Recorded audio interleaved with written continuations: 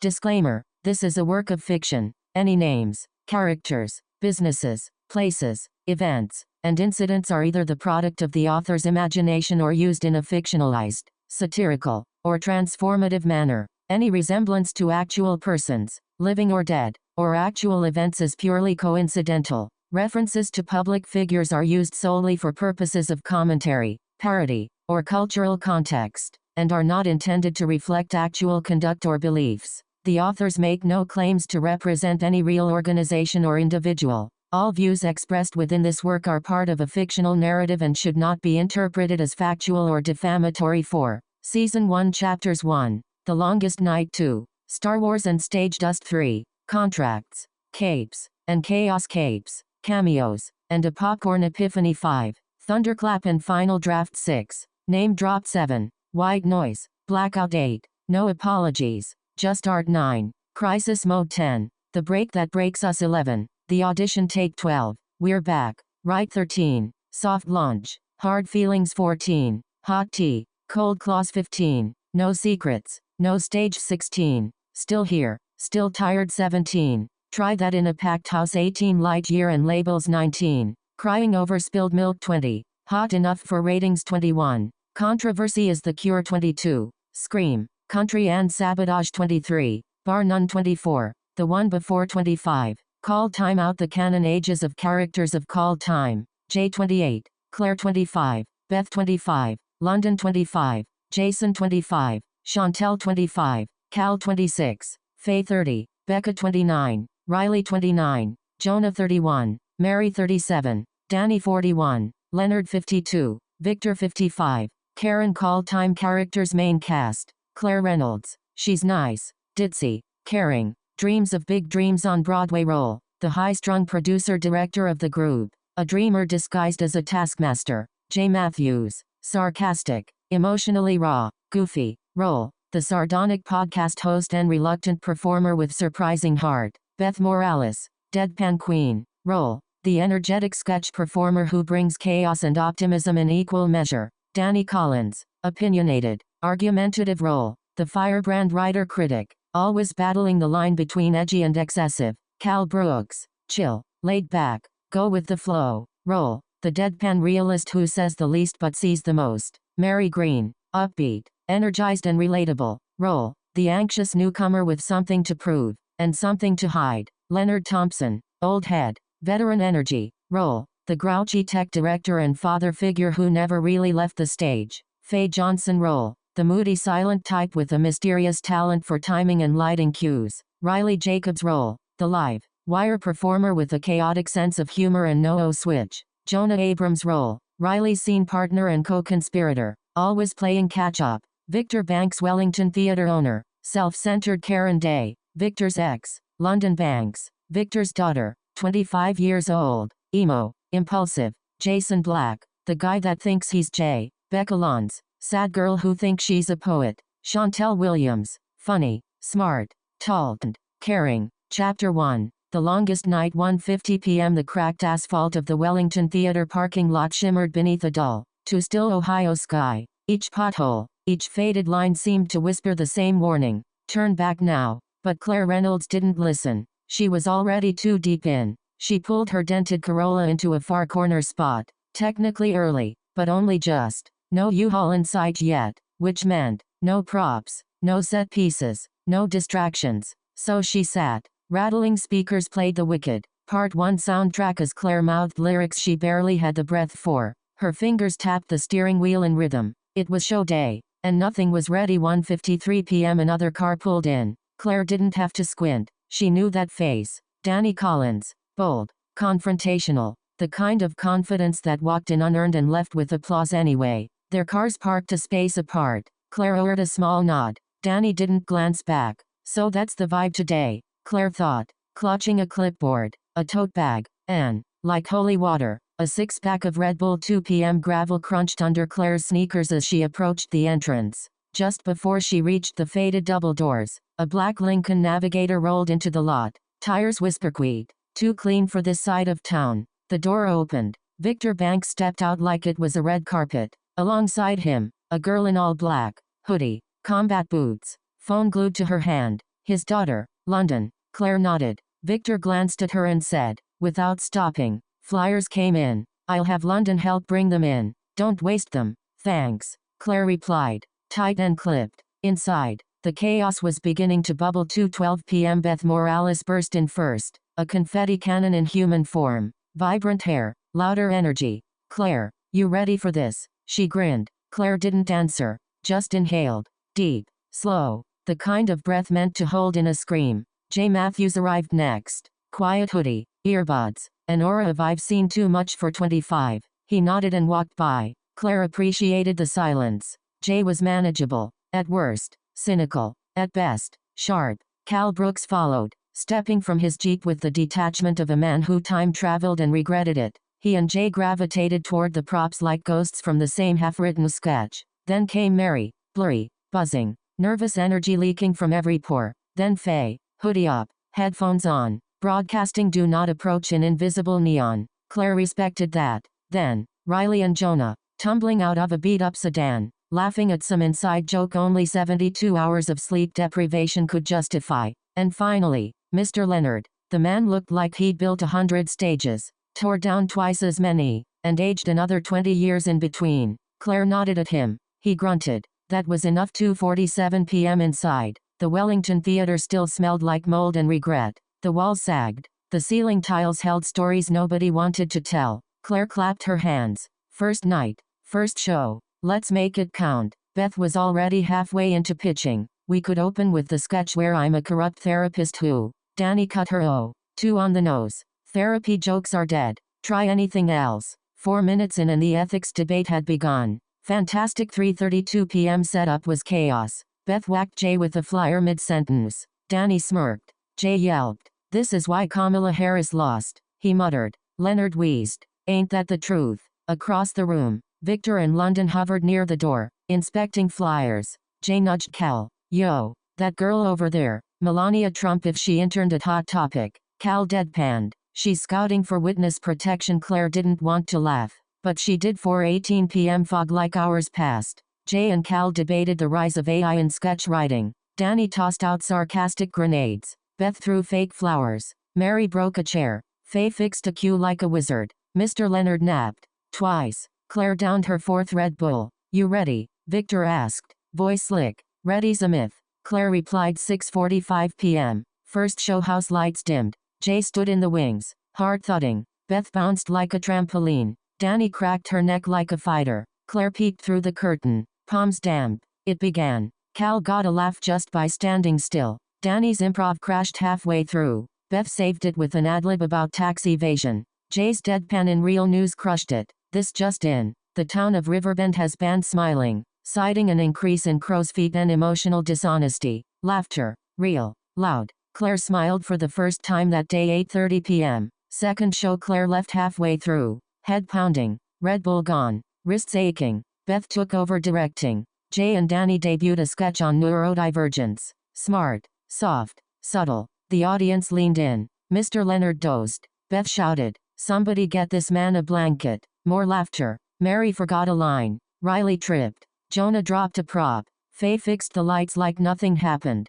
The show survived. 10:46 p.m. Claire collapsed into her Corolla. The Wellington sign flickered above. Like it, too, had barely made it. But they did. No U-Haul. No script. No structure. Just chaos. Heart. Luck. And maybe, just maybe, the start of something real. She stared through the windshield at the silent night. Whispered. Chapter 2. Star Wars and stage dust. 1 week later. The Wellington Theater still smelled faintly like panic, but just a little less. Claire Reynolds stood center stage, clipboard clutched tight against her chest, watching Jonah repeatedly trip over a chair that didn't even belong in the sketch. She didn't stop him. Let the man build character. Monday had been quiet. No chaos. No disaster. Not even a condescending email from Victor, which felt like a cosmic mistake. No one had quit, cried, or called in sick. Not yet. But now it was Friday. Show night again. And chaos was waking from its nap. 4:03 p.m. Beth zoomed past Claire in a galaxy-patterned hoodie and messy pigtails, humming the Cantina band theme with dangerous energy. Guess what tonight is? She beamed. Claire didn't look up. Please don't say payday. Star Wars Day, Beth declared. May the 9th be slightly adjacent to the 4th. Claire blinked. You've been awake too long. Beth disappeared in a blur of glitter and keyine. Claire, meanwhile, paced the stage like a general readying for war in the wings. J. Matthews was rebuilding his real news, but worse set up. One thrift store podium, 2 broken mics, and a cardboard sign still misspelled. Real news. Branding, he insisted. Pain. Claire replied. Jay tapped his mic, which still didn't work, and called out, "Hey Claire, heads up, we have a guest tonight." She stopped. "Please don't say Beth's dog again." Jay just smirked and pointed toward stage left. Claire turned, and dropped her clipboard. Hayden Christensen had just walked through the side door. The real one. The chosen one. The explanation came later. Victor strolled past with a cucumber water and no urgency. Apparently, the Wellington Theatre had won a special screening of Revenge of the Sith for its 20th anniversary. Red carpet, Q&A, fans. Victor took credit. Used to know Hayden's agent. Could have been a crypto gala. Might have been a soap opera launch. Doesn't matter. Pulled a favor. Claire considered asking how many favors Victor had left in his soul bank. She didn't. Jay, somehow, handled the moment like a pro. Real news with J. Matthews. Friday night. Jay cleared his throat theatrically. "Good evening. I'm J. Matthews, and this is the news show that only exists because we couldn't avoid copyrights." Laughter. Applause. Jay smirked. "In tonight's top story, Revenge of the Sith turns 20. That means we're old, dusty, and possibly clones. But don't worry, we're joined tonight by the chosen one himself. Please welcome Hayden Christensen." The room shrieked. Claire, watching from the tech booth, nearly fainted. Cal gasped backstage. The man who once watched a fire drill without blinking. Hayden strolled on stage. Calm, charming, ready. Jay stood to greet him. "Welcome to the Wellington Theatre. I hope you signed a waiver." Hayden chuckled. "Not yet. Should I be worried?" "Oh, absolutely. This building needs hope." The crowd lost it. Jay kept the questions playful.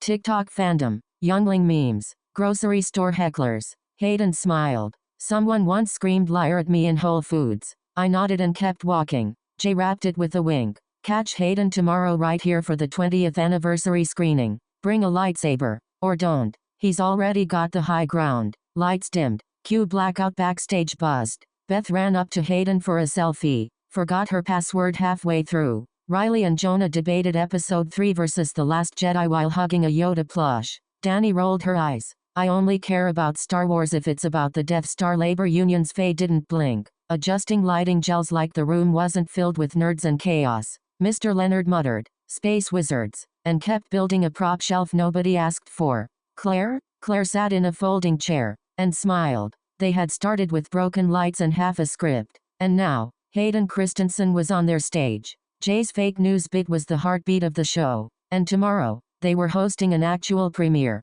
Maybe Victor knew what he was doing, or maybe he just got lucky. Either way, Claire wasn't complaining. Not tonight. Later that night, Jay and Cal sat on the back steps of the theater, splitting a stale granola bar and talking about nothing. Cal nodded at the sky. "You realize he was Anakin Skywalker, right? That's like meeting Shakespeare's hot cousin." Jay shrugged. "Yeah, but he still laughed at my dumbass jokes." They sat in silence. Claire stepped outside to check the loading door. She spotted them, gave a small wave. Jay raised his granola bar like a toast. Nobody said anything. They didn't have to. In the distance, the Wellington Theatre sign buzzed a little brighter than usual, like it knew it had just witnessed something worth remembering. And somewhere in the night, a whisper floated through the air. "May the Force be with them." Chapter 3. Contracts, Capes, and Chaos. Monday morning. It should have felt like momentum. After all, Hayden Christensen had just stood on their stage. Jay got real laughs from a mic that wasn't even plugged in. The crowd? Packed. The energy? Viral. But now? The Wellington Theatre smelled like sour candy and creative dread. Claire Reynolds stood center stage again. This time, clipboard pressed tight to her chest. No nerves. Just a dull throb of obligation. She looked out over the empty house and exhaled. Jay and Cal's granola bar on the stoop moment replayed in her mind like a loop. Jay toasting her with a half-eaten bar. Her smiling. Saying nothing. Because really, what was there to say? They were doing it. Barely. Somehow 10:17 a.m. Claire adjusted the stack of papers in her hands. 10 crisp contracts. Nothing fancy. Just standard terms. Performance expectations. And one uniquely Wellington clause. Do not bleed on the props. Victor's idea. She cleared her throat. "Okay, everyone. I hope your post-sith crash is over, because today is paperwork day. Beth skidded across the stage in socks, no shoes, just vibes. This better be an invite to Coachella or I'm rioting, she declared. It's a contract, Claire replied flatly. You'll riot anyway. Beth turned and shouted into the wings. Y'all, it's binding. Hide your secrets. 10:31 a.m. Jay dragged in his folding podium like a dead body. The real news sign, still crooked, still misspelled. Branding, he claimed. Does this include media rights to my likeness? He asked. Because I've got 2 Swifties and a guy from Reddit calling me the Hayden Whisperer. Claire didn't look up. Unless one of them's a lawyer. Keep whispering. Jay slouched into a seat. I'm trademarking it. Whispering to faded celebrities. Coming soon to Hulu. Too late, Cal muttered, stepping in. Victor already sold it to Peacock. Danny, flipping through her contract with a pen, added, this is the most commitment I've made since 2019. Same, Mary said softly. She held her copy like it might bite. 10:54 a.m. Riley and Jonah reenacted last week's Jedi duel in the wings, this time with mop handles. We're not doing another Star Wars sketch, Claire called out. Too late, Riley shouted. I already wrote one called Revenge of the Skit. Absolutely not, Danny snapped. That title is a hate crime, Claire sighed. Faye entered next, headphones on, hoodie up, box of lighting gels under one arm. Her tote read, Witches Don't Do Tech runs 11:12 a.m. Victor entered mid-call, blazer askew, phone pressed to his cheek. Yes, no, I said 10 performances, not 10 episodes. This isn't Riverdale. He clicked O, grinning. Ah, my legally entangled ensemble. How's everyone feeling? Jay didn't miss a beat. Like we're one TikTok away from unionizing. Delightful, Victor said. Claire, signatures. Working on it, she muttered. London trailed in behind him, chewing gum. Expression unreadable, like Wednesday Addams interning at Complex magazine. Her tote likely contained expired retinol and the art of war. Beth waved. Hi, London. London didn't blink. She's so warm. Beth whispered. 11:24 a.m. Mr. Leonard flipped through his contract. This says I can't fall asleep in the booth anymore. Claire folded her arms. That clause is named after you, Leonard grunted. Then it better come with a pension. Cal slid over to Jay with his phone. Miley dropped More to Lose last night, described as part funeral march, part glitter bomb. Jay didn't look up. So, this theater. 11:42 a.m. Claire clapped. Here's the deal. 10 shows. No flakes, no fakes, and no mid-performance existential spirals. Beth raised a hand. What about pre-performance spirals? Claire nodded. Those are expected. From the catwalk. Faye called down. QB follows A unless we do the mood blackout. Claire frowned. Still don't know what that is. You'll feel it, Faye said. Danny leaned over to Mary. She's going to stage manage the apocalypse, and we won't even notice. 12:03 p.m. Claire stepped to the edge of the stage. Contracts now signed and stacked like a small tower of hope. Look, last week, Hayden Christensen walked through that door. This week, we lock in a season. It's not TV, it's not viral, but it's ours. Jay raised a hand. Like O-brand HBO, home of budget options. Claire laughed. For once, she let the moment live in the background. Riley and Jonah attempted a TikTok dance to Pink Pony Club. Beth joined them. Faye killed the lights mid-spin. It looked intentional. It wasn't. Jay scribbled into his notebook. Sketch idea. Gen Z forms a union to cancel AI-generated stand-up sets. Claire added. Oh, and we're debuting a musical number next week. Beth perked up. The Wednesday parody. Yep. You're Enid. Stop asking to double cast. Beth sighed. Fine. But I'm still doing a mid-scene costume change. Victor clapped. Now this is theater. London blew a bubble. It popped. Nobody flinched as the chaos resumed its usual rhythm. Claire sat on the edge of the stage. The contracts were signed. The cast was weird. The show was, somehow, still alive. Outside, the Wellington Theatre sign buzzed again. Crooked. Louder. Like it, too. Had just signed a deal with Chaos. And pinned in the hallway, someone had taped a new sign to the corkboard. Welcome to the family. You break it, you stage it. Claire smiled. Still burning, she whispered. Somewhere behind her, Jay shouted. In tonight's top story, Thunderbolts flops harder than Beth at dance rehearsal. Stay tuned. Blackout. Chapter 4. Capes, Cameos, and a popcorn epiphany. 4 p.m. Outside an AMC theater, Jay Matthews sat in his car, parked under a gray Ohio sky, playlist humming in the background, hoodie half-zipped.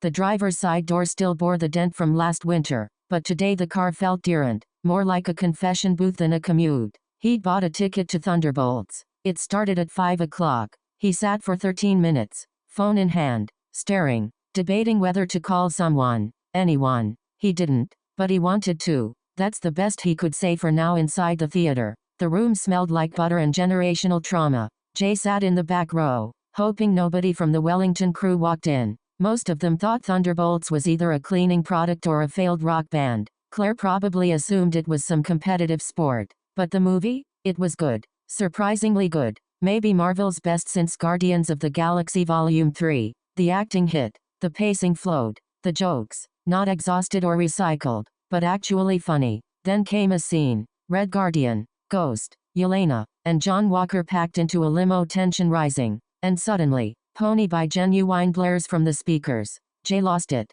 Quietly. But he lost it. That was the kind of comedy that healed a little. The kind that said, someone still remembers how to write funny later. When the lights came up, Jay sat in his seat for longer than he needed to. He didn't grab his phone. Didn't write a review. He just sat back at the Wellington Theater. The lobby buzzed with its usual haunted energy. Claire Reynolds was locked in battle with a stubborn lightboard that flickered like it had a personal grudge. Beth Morales, as usual, was reciting sketch lines like they were horoscopes. If the lights go out during my tap dance, it's a hate crime, she announced. I'll allow it, Claire muttered, flipping switches like she was gambling with fate. 4:47 p.m. Jay walked in, hoodie still on, popcorn tub in hand. He looked like a tired local news anchor who'd just solved the meaning of life and decided not to tell anyone. Who wants my Thunderbolts review in exactly 60 seconds? He announced. No one. Danny called from the wings. But you're gonna tell us anyway.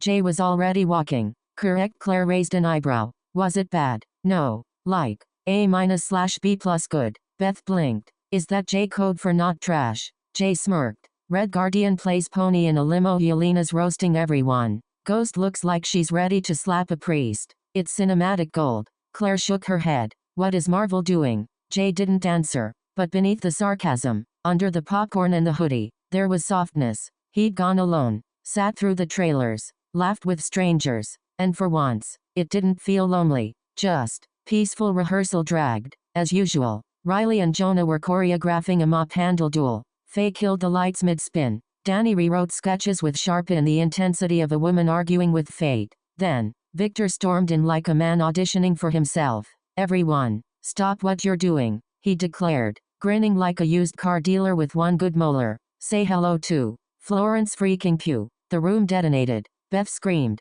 Mary gasped. Claire dropped a folder. Jay spit popcorn. And there she was. Florence, somehow grounded and luminous at the same time. Hey, she said casually. Heard y'all talking shit about Marvel. Jay froze. I didn't mean. Well, I meant some of it. Florence laughed. Relax. You're not the only one who thought Brave New World was a sleep study. Danny clapped. Bless you, white lady. Victor stepped in like this was normal. She's shadowing us today. Something BBC doc. Theater research. Whatever. Don't blow it. Later. During sketch run-throughs. Florence sat next to Jay, arms folded, watching. Mid-scene. She nudged him. You went to Thunderbolts alone. Jay nodded. We live in Ohio. It's that or scream into cornfields. She smiled. That's brave. Jay shrugged. Or sad. Florence tilted her head. I go alone all the time. Best way to hear yourself think. Jay chuckled. I usually don't like hearing myself think. Silence. Real, comfortable silence. Then Florence said, I think you're funny. Not TikTok funny. Real funny. Jay blinked. He wanted to freeze the moment. Bottle it. Frame it. Instead, he just nodded. Thanks, he whispered. Even if you're legally obligated to say that, I'm not, she replied. Believe me, I've done Foley's Plug. This is better. Jay sat up. Wait, you've been on Foley's Plug? Florence stood. Never again. Final stretch of rehearsal. Beth pitched a parody sketch. Sentry is basically Homelander with a trust fund, right? Like Trump in a cape. Jonah added, can I be the meth guy? Riley shouted from a ladder. Do we have budget for laser eyes? Faye killed the lights again. This time, perfectly on cue. Beth squealed. Okay, that was witchy. I love it. Claire shook her head. God help me. I'm keeping that cue. Later that evening, Florence said her goodbyes. A selfie with Beth. A whispered compliment to Faye. A full hug for Claire. Even Victor looked vaguely human. Jay stayed behind in the tech booth.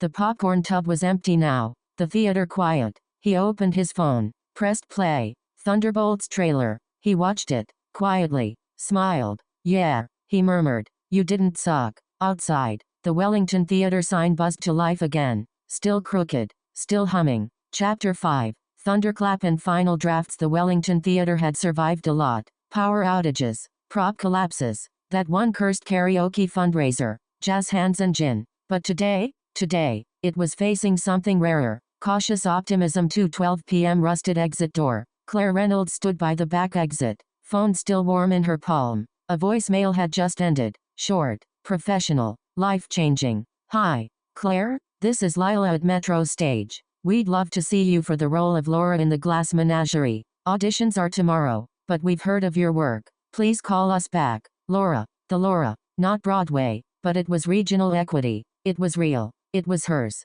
Claire pressed her forehead against the cold metal door and finally let herself breathe. Not like a director or producer, but like an actress, a dreamer. Behind her, someone dropped a prop sword. Damn it, Jonah. Claire didn't flinch. 2:34 p.m. Thunder, cats, and chaos. Jay Matthews sat alone at the snack table with a crumpled paper bag, his phone, and a stack of cat photos spread out like tarot cards. Each image starred Thunder, his orange tabby, doing something equal parts majestic and deeply feral. In one photo, Thunder nested in a laundry basket. In another, he glared next to a beer can like a judgy roommate. Beth bounced over and plopped into the chair across from him, all energy and chaos. Oh, you casting your cat in a skit, she teased. Jay gathered the photos. No, maybe, it's stupid. He bit me when I tried to put him in a hoodie. Beth grinned. That's iconic, Jay added. He also pooped in the fake astronaut helmet. Beth sipped her monster. Still iconic. 3:18 p.m. Danny vs. the Dude Brigade. Rehearsal was tense. Danny stormed the stage like a keynoted lawyer mid-trial. Every improv scene ends with a guy holding a gun or kissing someone. Can we please write a sketch where a man just feels shame and doesn't hulk out? Leonard flipped through a printout. This sketch makes fun of me, don't it? Cal, feet up on a box. Deadpanned. Only a little. Jay, without looking up. This is why Kamala lost. Danny halted. You wish I was the reason Kamala lost. Claire entered just in time to stop what was either a mutiny or a group therapy session. Can we table the infighting until after the GTA sketch doesn't bomb? 3:45 p.m. Product placement panic. Victor Banks kicked in the backstage door like it owed him rent. GTA 6 is everywhere. TikTok, Reddit, The View. I want a sketch. I want synergy. I want cross-platform virality. Beth whispered. Somebody got a LinkedIn premium trial. London, chewing gum like it owed her money. Stepped forward. I already wrote something. It's called Grand Theft Gentrifier. It's about emotional theft and community disintegration. Jay blinked. Wow, that's dark. London shrugged. So is life. Victor clapped like he'd just seen Hamilton for the first time. Brilliant. Print it. Cast it. Shoot it. Riley and Jonah began sword fighting with mops in the background. As always 4:12 p.m. Claire's quiet exit. Claire pulled Beth aside. I need to leave for a bit. I have an audition. For Menagerie. Beth gasped. Claire, that's amazing. That's like Broadway's emotionally repressed cousin. Claire chuckled. You're in charge. Beth blinked. You trust me with power. No, but I trust you with chaos. Close enough. 5:41 p.m. Rehearsal implodes. Riley gave himself a nosebleed during Florida DMV. The musical. Faye triggered a blackout while sneezing. Danny screamed. This is why I work alone. And launched a Sharpie across the stage. Jay tried to film Thunder near the stage lights. Thunder escaped. Into the rafters. Beth sipped her energy drink and clapped her hands. Okay, new plan. We're doing the GTA sketch, the cat commercial, and Danny's feminist improv bit. I'm calling this episode, Beth Takes Over, an artistic cry for help. 7:01 p.m. Showtime. The Wellington sign flickered to life as the house buzzed. Claire rushed back in through the side door, cheeks flushed with cold air and adrenaline. Jay looked up from his script. Did you kill the audition? Claire smiled. Let's say, I didn't die. 7:10 p.m. The show opening monologue. Beth took the mic with the chaotic charm of a post-apocalyptic telethon host. Welcome to Wellington. If this is your first time, don't worry, the asbestos keeps you warm. Applause. She bowed like she meant it. Sketch 1. Real news with Jay Matthews. Jay walked on stage. Hoodie half zipped. Mike hot. In tonight's top story, The Weeknd is starring in a new movie called Hurry Up Tomorrow, which, fun fact, is what every viewer screamed during the Idol.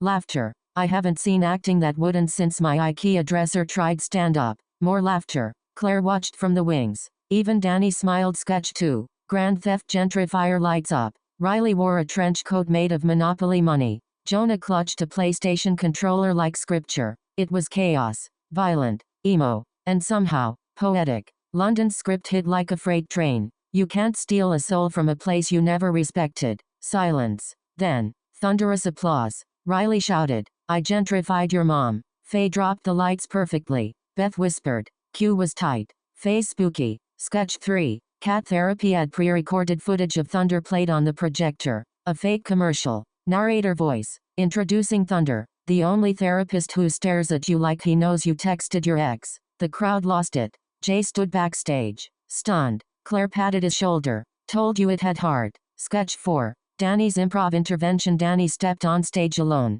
A single spotlight. Just her. Tonight's improv topic is vulnerability. But don't worry, I won't make you feel it. I'll just remind you that you've avoided it since 2003. She lied. She jabbed. She pulled no punches. The men on stage looked shook. The audience leaned in. And then, Jonah tripped during a physical bit and landed a laugh. Somehow, it worked. Finale. Still burning. Beth returned for the closer. Mic drop. Literally. Thanks for coming. Thanks for laughing. And if you Venmo'd your ex tonight, hey, growth is nonlinear. Applause. Thunder meowed from the rafters. Claire stepped out. Quiet. Steady. The cast followed. This weird, dusty place keeps going because we show up. Because we fall apart. And still, burn bright. Applause rose again. Claire looked up. At Beth. At Jay. At the ceiling. At the flickering sign outside. Still crooked. Still humming. Chapter 6. Name dropped. The Wellington Theater was unusually bright that morning. Not because of some lighting upgrade. The hallway fluorescent still flickered like a low-budget horror film. But because Andy Grammer was in the building. Yes, that Andy Grammer. Mr. Honey, I'm good. Mr. Fresh Eyes. The guy who once sang about keeping your head up. Now trying to keep a cast of semi-unhinged sketch comedians from combusting before Saturday night. The announcement. Victor clapped his hands and held up a clipboard. No one asked for. Okay, everybody. Big news. Huge. Seismic. Ground-shaking news. The cast, in various stages of keyine withdrawal, looked up with glazed eyes. Victor cleared his throat like he was about to propose marriage. The Wellington Theater's Saturday show finally has a name. A pause. Blank stares. Someone's donut hit the floor. Victor beamed. Introducing Wellington Nights, with Cal Brooks. Cal choked on his coffee. What? Beth dropped her iced latte. With Cal Brooks. Danny muttered, why not just call it White Boy Hour and slap a Subway coupon on the back? Victor waved her focus group testing like the alliteration. Jay raised a hand. Wait, we have a focus group. Riley, no. While Cal sulked over being the face of a show he didn't even headline, the cast got dragged outside to shoot bumpers. Those SNL-style intro clips set to music. Andy Grammer even agreed to be in a few. Because of course he did. Claire stood on a park bench in a red blazer, staring wistfully into the distance like she was auditioning for the West Wing. Beth photobombed everyone's shots. Jonah kept blinking directly into the camera. Leonard wore a hoodie that read, Nap King. Jay tried to sneak Thunder the cat into his bumper. Take 2. Thunder clawed Jay's shirt. And then there was London. Newest cast member. Emo. Gorgeous. Miserable. She showed up in a glitter jacket and sunglasses, chewing gum like it owed her money. She didn't smile once. London didn't want to be there. She made that clear with every sigh. Her father, some sketchy donor or patron, had strong-armed her into joining. So she approached every rehearsal like a walking TikTok about mental exhaustion. During sketch read, she asked, do we have to do skits? Or can I just post a thirst trap and call it performance art? She made a crack about the president's eyebrows. She pitched a character named Horny Nancy, a school nurse who flirts with students' dads. No one laughed. Except Beth.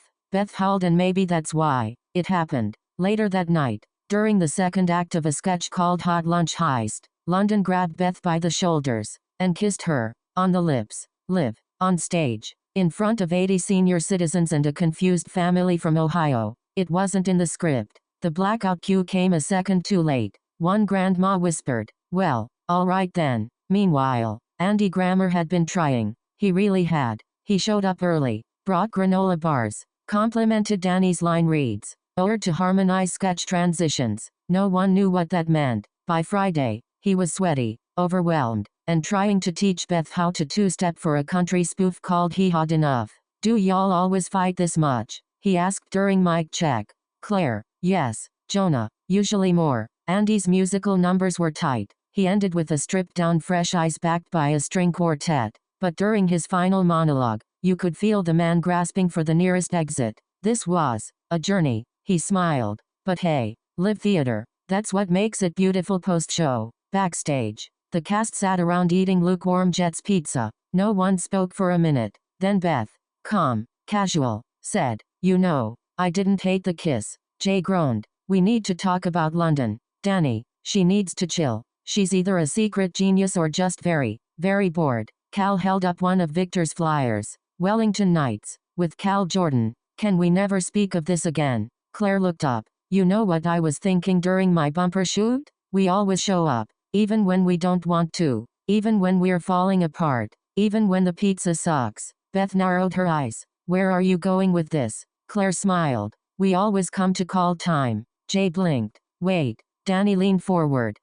That's actually good. Leonard, kind of fire." Victor walked in with another stack of flyers. "Okay, what if we compromise? Something catchy, timeless, budget-friendly." Beth grabbed a pen and scribbled across the back of one. "Call time. You show up, or you fall apart." The cast looked around, nodded. No one hated it, and for once, that was enough. Chapter 7. White Noise. Blackout INT. Wellington Theatre. Morning. Claire stood center stage, clipboard in hand. The cast buzzed around her, somewhere between focused and feral. Jay hunched over a mic stand, recording into his phone. Episode 2 of Jcast. Backstage Breakdown. Coming to wherever podcasts are still emotionally available. Jonah and Riley were sword fighting with mic cables. Beth applied eyeliner to Leonard, who didn't seem to notice. Faye fiddled with the lighting rig, mouthing Chris Brown lyrics under her breath. London was in the shadows again, perched on a prop box, half scowling, half dissociating. Claire clapped once. "All right, team. Can we please have 1 hour where we act like a functioning cast? Just one." The door slammed open. Victor burst in like a congressman trying to seem chill. "Did someone say leadership?" Groans. All around the announcement. Victor beamed. "Big news. Huge news. Double feature this week." He paused for maximum drama. "Hosting the show, the one and only Gary Owen. And musical guest? You might have heard of him. Chris Brown." Gasps. Scattered applause. "And, oddly, Faye squealing. Shut up. Breezy is coming here." Jay looked up, stone-faced. "We're really hosting Chris Brown in 2025? What's next?" Louis C.K. lived from the boiler room. Victor waved though the discomfort. "Come on. That stew was over a decade ago." Jay, "Yeah, so was slavery. Doesn't mean I'm inviting Gerson to brunch." London cracked a smile in the dark. Claire clocked it, noted it. Victor continued. "Anyway, keep it classy. No outbursts. No politics. No kissing surprises." Claire side-eyed London. London blinked at her, slow and smug, like a cat plotting arson. INT. Dressing room. Later. Faye pushed open the door, and stopped. Mary looked up, startled. Rolled up dollar bill in one hand, a mirror in the other. White powder on the desk. Faye raised an eyebrow. "Were you just doing what I think you were doing?" Mary blinked, nose twitching. "It's powdered foundation." Faye, "Right. Just maybe go easy on the blending." INT. Real NEWZ set. Night. Jay shoot his cue cards. Sitting beside him, Daniel Stern, legs crossed, smirking. In tonight's news, the new pope has been announced. Cardinal Robert Prevost. "Once again, we were promised flavor, and got unseasoned chicken." Victor coughed loudly from backstage. Jay ignored him. "Also, can we talk about Home Alone for a second, sir?" Jay said, turning to Daniel. "You literally said, 'I'm gonna kill that kid.' That's not burglary. That's premeditated murder." Daniel nodded. "To be fair, he did light my head on fire." Jay deadpanned. "Still less painful than these ad rates." INT. Sketch set. Anger Anonymous center stage. Chris Brown. Faux group therapy circle. Around him, Danny, Beth, Leonard. All unhinged. All committed. Chris. "Hi, I'm Chris. And I'm trying." Beth. "I once punched a puppet." Danny. "I scream at empty Zoom calls just to feel something." Leonard. My therapist quit me. Jay, watching from the wings, arms crossed. Okay, that actually landed. INT. Stage wrap-up. Late night Gary Owen stood alone, attempting a closing monologue. The mic shorted out halfway through. He smiled. Gave up. Guess even the building's had enough of me. Backstage. Claire finally exhaled. The cast collapsed into snack wrappers and stolen chairs.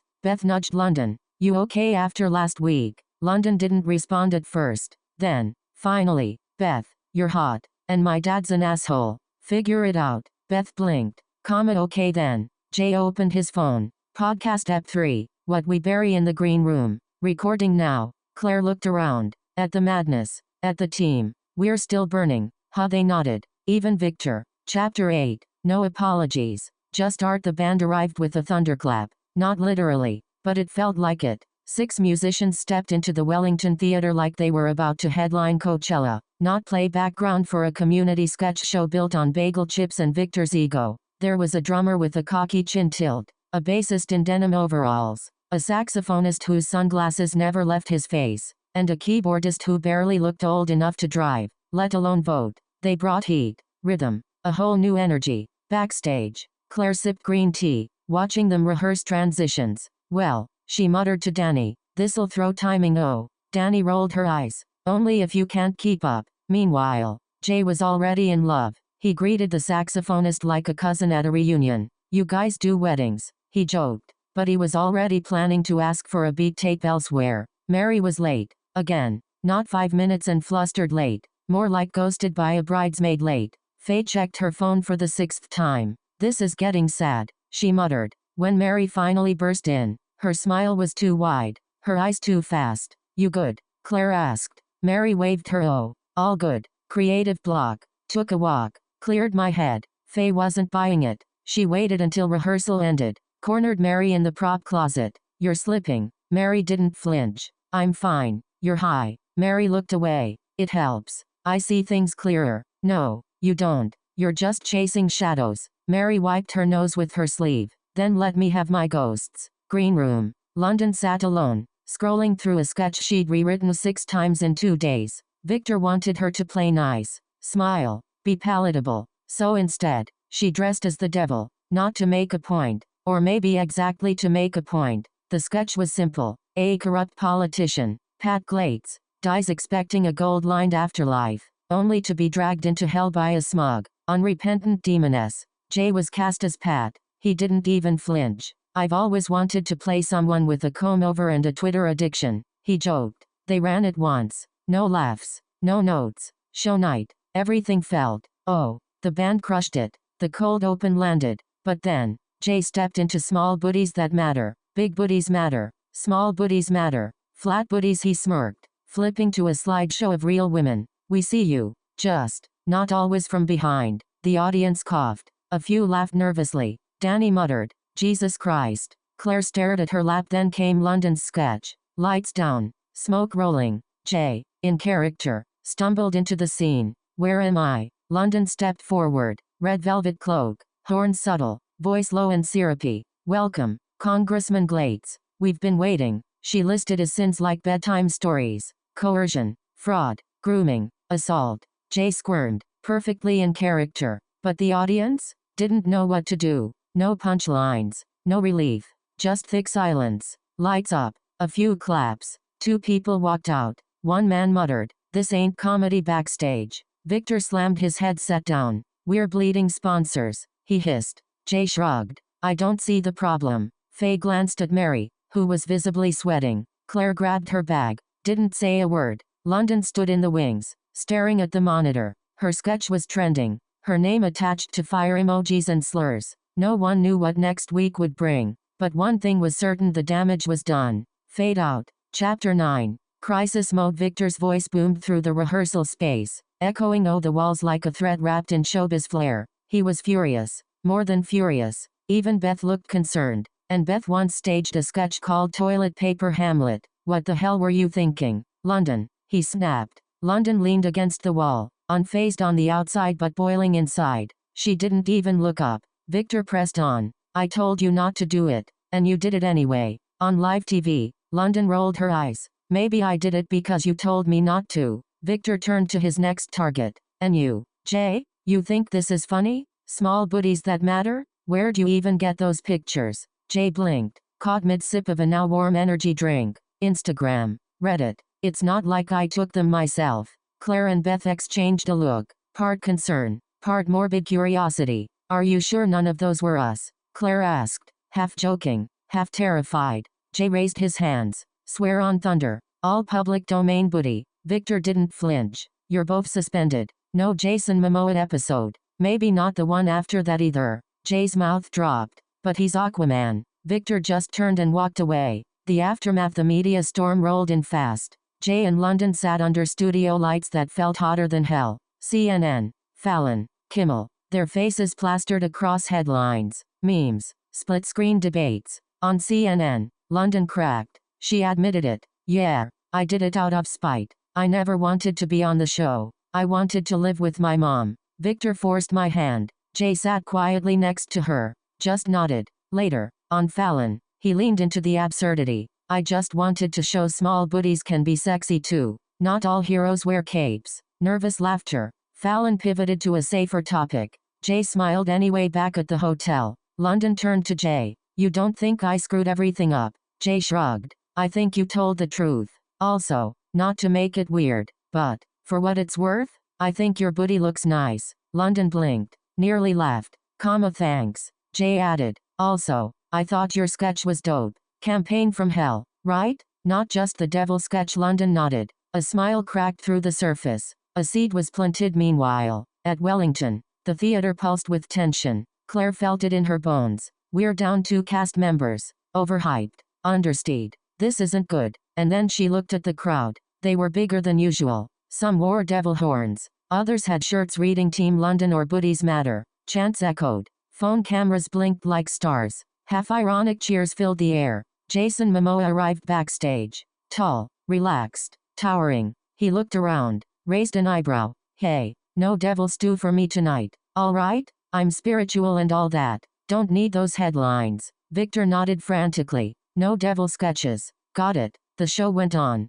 Faye, Leonard, Riley, Jonah, Mary, Beth, Claire. They hustled, stretched, scrambled. Some sketches landed. Some fell flat. The energy? Weird. Buzzing. Incomplete. But somehow, the whole thing stayed standing. Barely. Claire knew the truth. Without Jay and London, something was missing. Chapter 10. The break that breaks us. The house lights dimmed, but the theater didn't feel dark. It felt hollow. The audience at Wellington clapped politely as the cold open sketch wrapped. A few chuckles. A cough. The spark? Gone. Everyone on stage felt it. Everyone backstage knew Jay and London were still gone. Suspended. Not fired. Not exiled. Just shelved. Like props Victor didn't want to dust. Oh. And without them, it wasn't the same. The cast could feel the gap, like a missing front tooth. The rhythm was the joy was gone. Claire Reynolds had been the one holding it together. Barely. No sleep. No appetite. Just momentum.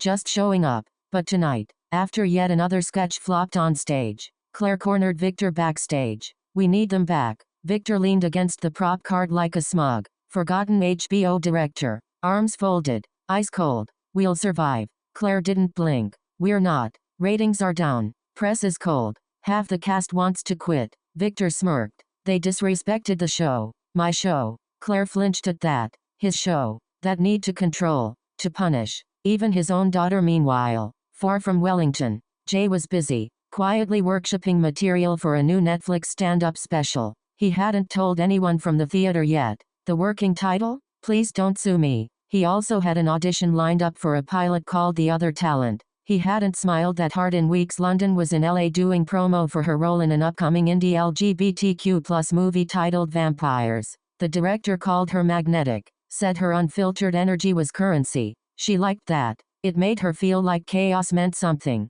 For once back in Ohio, the Wellington cast drifted. Beth, Danny, Faye, Jonah, Riley. They hovered around the dressing rooms like ghosts waiting to be told if they still had a purpose. The show felt misdirected, unmoored, like they were all just waiting for the next cancellation. Maybe of the show itself. Claire returned to her dressing room, exhausted. She found an email waiting. An audition.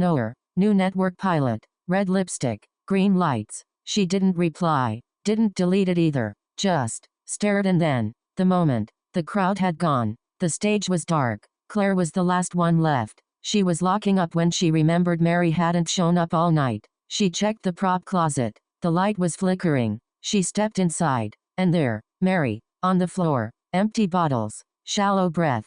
Mary, no response. Claire dropped to her knees. Mary, she screamed for help. Held her, arms shaking. The room spun. The night cracked open. Chapter 11. The audition tape. A few weeks later, the Wellington Theatre had gone dark. Not for renovations. Not because the power failed again. It went dark because the chaos finally caught up. Officially, Victor called it a creative hiatus. Unofficially, episodes were shelved. 2 cast members were suspended. Morale had dropped somewhere below sea level. Sketches sat unperformed. Reunions were postponed. Everyone was still burning, but barely. Mary was in the hospital. The overdose never made the news. Claire made sure of that. Only a handful of cast members knew. Even fewer visited. Claire came every week. Sometimes for hours, reading, sitting in silence. Sometimes just to cry in the doorway. Mary hadn't woken up one Tuesday. Gray skies. Red Bull in one hand. A manila folder in the other. Claire sat beside her again. She wasn't reading the folder.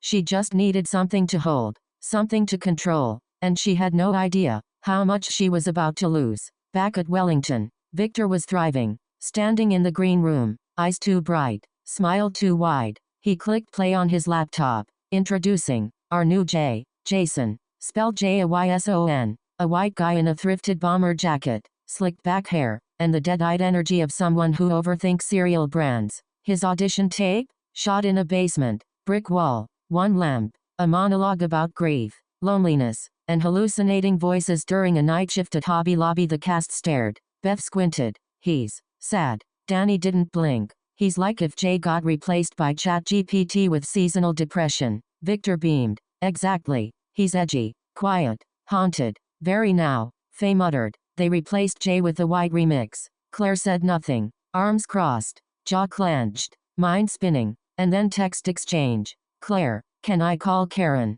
Who is this Claire? The person trying to save your theater. Meanwhile, Jay was in Brooklyn. So was London. They didn't know that until London texted. You in New York? Yeah. You wanna get dinner or something? But first here was the Met Gala. Jay got invited as Sabrina Carpenter's +1. Not romantic. PR. He wasn't even on the red carpet. Just there, behind her, like a misfiled intern. Someone snapped a photo. And that was all it took. Sabrina Carpenter's mystery date. The small booty lover from Call Time. Jay Matthews. From sketch comedy to Sabrina's sketchy date. The memes? Brutal. The quote tweets? Worse. Jay posted an apology. Much love to Sabrina and her team. Didn't mean to cause waves. Just a small booty lover minding his business. Victor texted. Are you trying to get us cancelled again? Jay left it on read. London laughed when she saw the tweet. She was in her trailer. She was shooting vampires. A messy, beautiful, indie queer drama. Her role?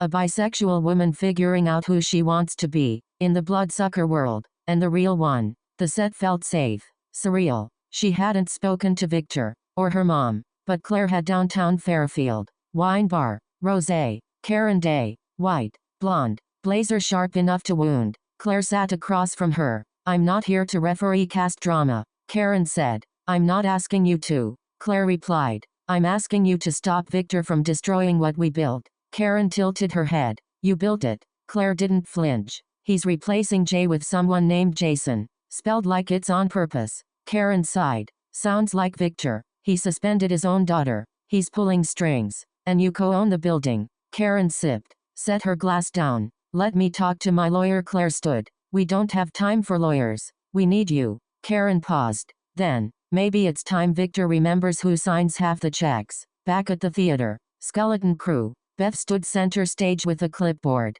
I'm applying to be head writer. Danny rolled her eyes. We don't have a head writer. Exactly. And look where that got us. Faye sat quietly. I'm always the one falling, eating, or yelling about fried food. Beth blinked. That's not true. Faye listed. Last 4 sketches? I crashed into a table, ate a cake, got sprayed with nacho cheese, and choked on a donut hole. Silence. Leonard grunted. I think I just live here now. Riley and Jonah? Still rehearsing a mob fight for a sketch cut 2 weeks ago. Nobody told them that night. In Brooklyn. Jay and London got Thai food. Jay wore sunglasses. London didn't comment. You gonna do the other talent? She asked. Jay shrugged. It's basically hung. But for black dudes, they want you for your dick. They want me for what they think my dick represents. You're not just your dick. Jay looked around. Can you not say that out loud? She laughed. You're not a fetish, he sighed. You're not a problem either. They smiled. Didn't kiss. Didn't hug.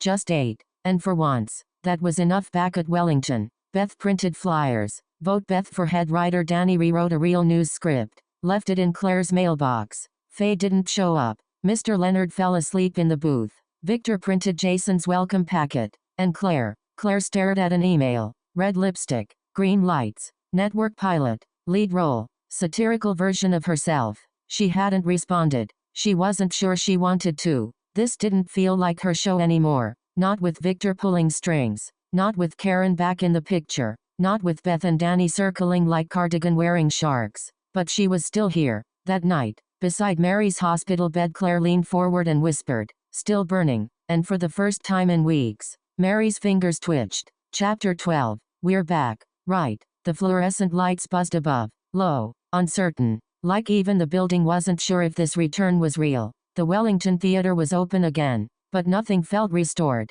Jay? Gone. London? Gone. Mary? Still in rehab. The cast that remained felt like kids in a classroom after a beloved teacher got fired. Confused. Awkward. Unfinished. Claire stood at the center of it all. Producer. Performer. Babysitter. Friend. Maybe even the mom of the whole damn mess. 9:02 a.m. arrival. Riley walked by. Third Red Bull in hand. Claire. You good? Claire forced a half smile. Peachy. She wasn't. She hadn't slept in 2 days. She was flying to Texas that weekend, hoping to meet Karen Day, Victor's ex. Jay's maybe savior. London's maybe way back. Karen hadn't responded yet, and the stage still felt haunted. 10:45 a.m. New faces. Old problems. Chantel danced into the room like she owned a streaming deal and a Grammy. Tall, slim, black, early 20s, wearing a tank top that said "Please like me and don't mess with me" all at once. Her phone buzzed constantly. Her viral hit, "I Wanna Get Down," a parody of Brandy's "I Wanna Be Down," was trending again. In the video, she sang her lungs out, while stuck in a tree. Funny, desperate, vulnerable. "I'm here to make people laugh," she told Faye, "and maybe not cry doing it." Faye looked her up and down. She remembered that video. She laughed. But this was real life. And real life wasn't kind to big girls. "People expect me to fall downstairs," Faye muttered. "I'm the punchline before I even speak." Chantel's smile dropped for a second. "Girl, same tree, different branch." Faye cracked a smile. 11 a.m. Enter Jason. Leather jacket. Wrong season. Sunglasses. Wrong lighting. Too much energy. Not enough timing. "Y'all vibin' or nah?" Leonard groaned. Riley and Jonah walked away. Danny rolled her eyes. "Why is he still here?" Beth whispered. "Because Victor thinks we need balance." Air quotes so sharp they could bleed. Jason was trying to be Jay, or rather, trying to cosplay Jay's vibe, and failing hard. His sketch pitch? What if Harriet Tubman was like Bitcoin? 3 p.m. FaceTime with Mary. Claire slipped into an empty dressing room. Called Mary. Mary answered from rehab. No red lipstick. Hair tied back.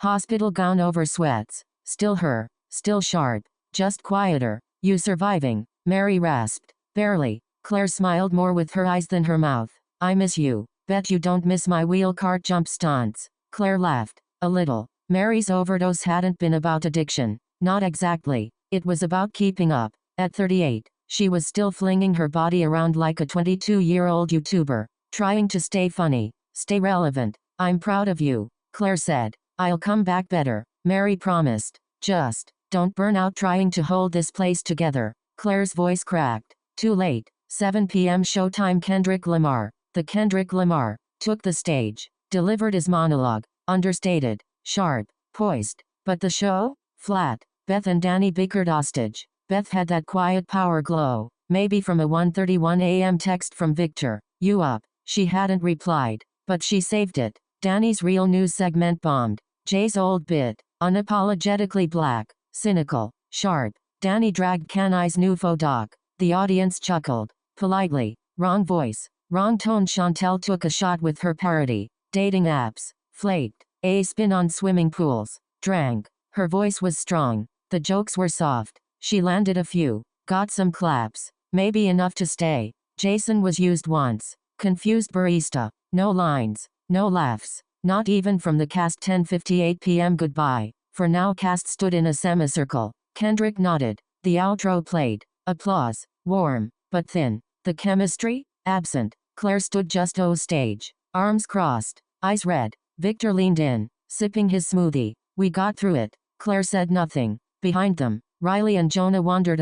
Underused. Nearly forgotten. Set dressing disguised as diversity. Leonard napped in a chair. Faye and Chantel shared a quiet joke near the hallway. Beth stared at her phone, then at Victor. Closing shot. Kendrick walking into the night. Hoodie on. Head down. Not angry. Not moved. Just neutral. He came. He hosted. He performed. But the show? Still hollow. Chapter 13. Soft launch. Hard feelings. The Wellington Theater was alive again, but not the good kind of alive. More like a dive bar that suddenly installed neon signage and started charging for water. Gone was the fragile post-Kendrick optimism of last week's return. In its place, side eyes, power shifts, try-hard laughter. Claire Reynolds was gone. Texas, they said. A personal mission, they whispered. But those still showing up knew the truth.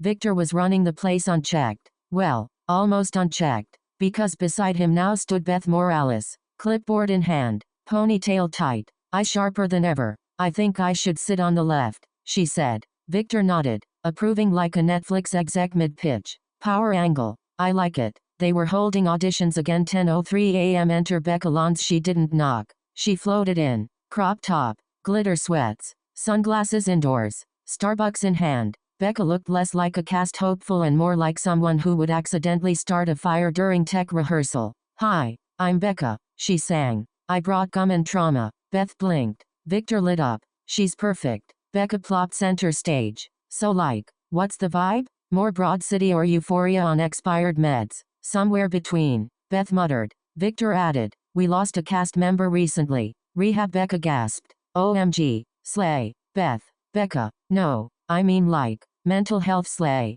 I support her. Her monologue? Not a sketch. Not a scene. Something about a deer carcass. A metaphor. A slow unraveling. I smiled so hard, my teeth forgot they were bones. Silence. Beth whispered, Jesus. Victor whispered, booked. Meanwhile, in Texas, Claire stood outside a stucco house, suitcase in one hand, key in the other. The air smelled like regret and pool chlorine. She knocked. The woman who opened the door looked like London, 25 years older, infinitely more tired. Karen Day. Karen didn't smile. If this is about the theater, you're 6 years too late. I'm here for the truth, and possibly to blackmail your ex. Karen smirked. 1:05 p.m. rehearsal back at Wellington. Jason was setting up a projector. Is this for your little documentary? Danny asked. It's a short film, Jason corrected. It's called The Mighty Righty. Beth choked on granola. What? Like a superhero? It's about addiction. Specifically compulsive masturbation. Leonard dropped his key.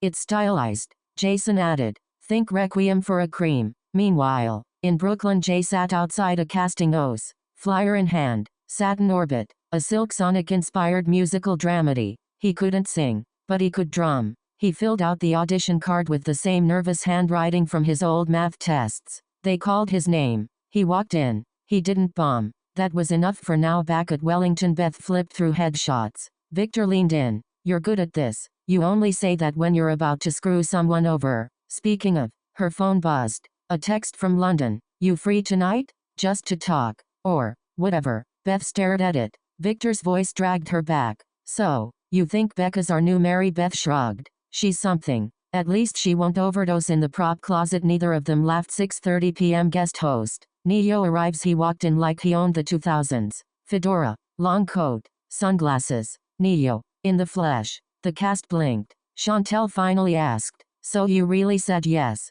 Neo grinned. Anniversary tour. 20 years of In My Own Words. Victor promised Jets pizza and 2 drink tickets. Jonah whispered to Riley, who is he again? He wrote Irreplaceable for Beyoncé. Yup. Jonah gasped. 7:22 p.m. Showtime. Sketch 1. Real news. Written by Danny. A few zingers about politics. Celebrity gossip. Jay's Met Gala appearance with Sabrina Carpenter. Half the jokes landed. Faye shrugged. Better than last week. Sketch 2. Chantel and Neo glad parody of Neo's Mad. Musical notes. I'm glad we fight. It means we feel. I'm glad you threw that happy meal. Musical notes.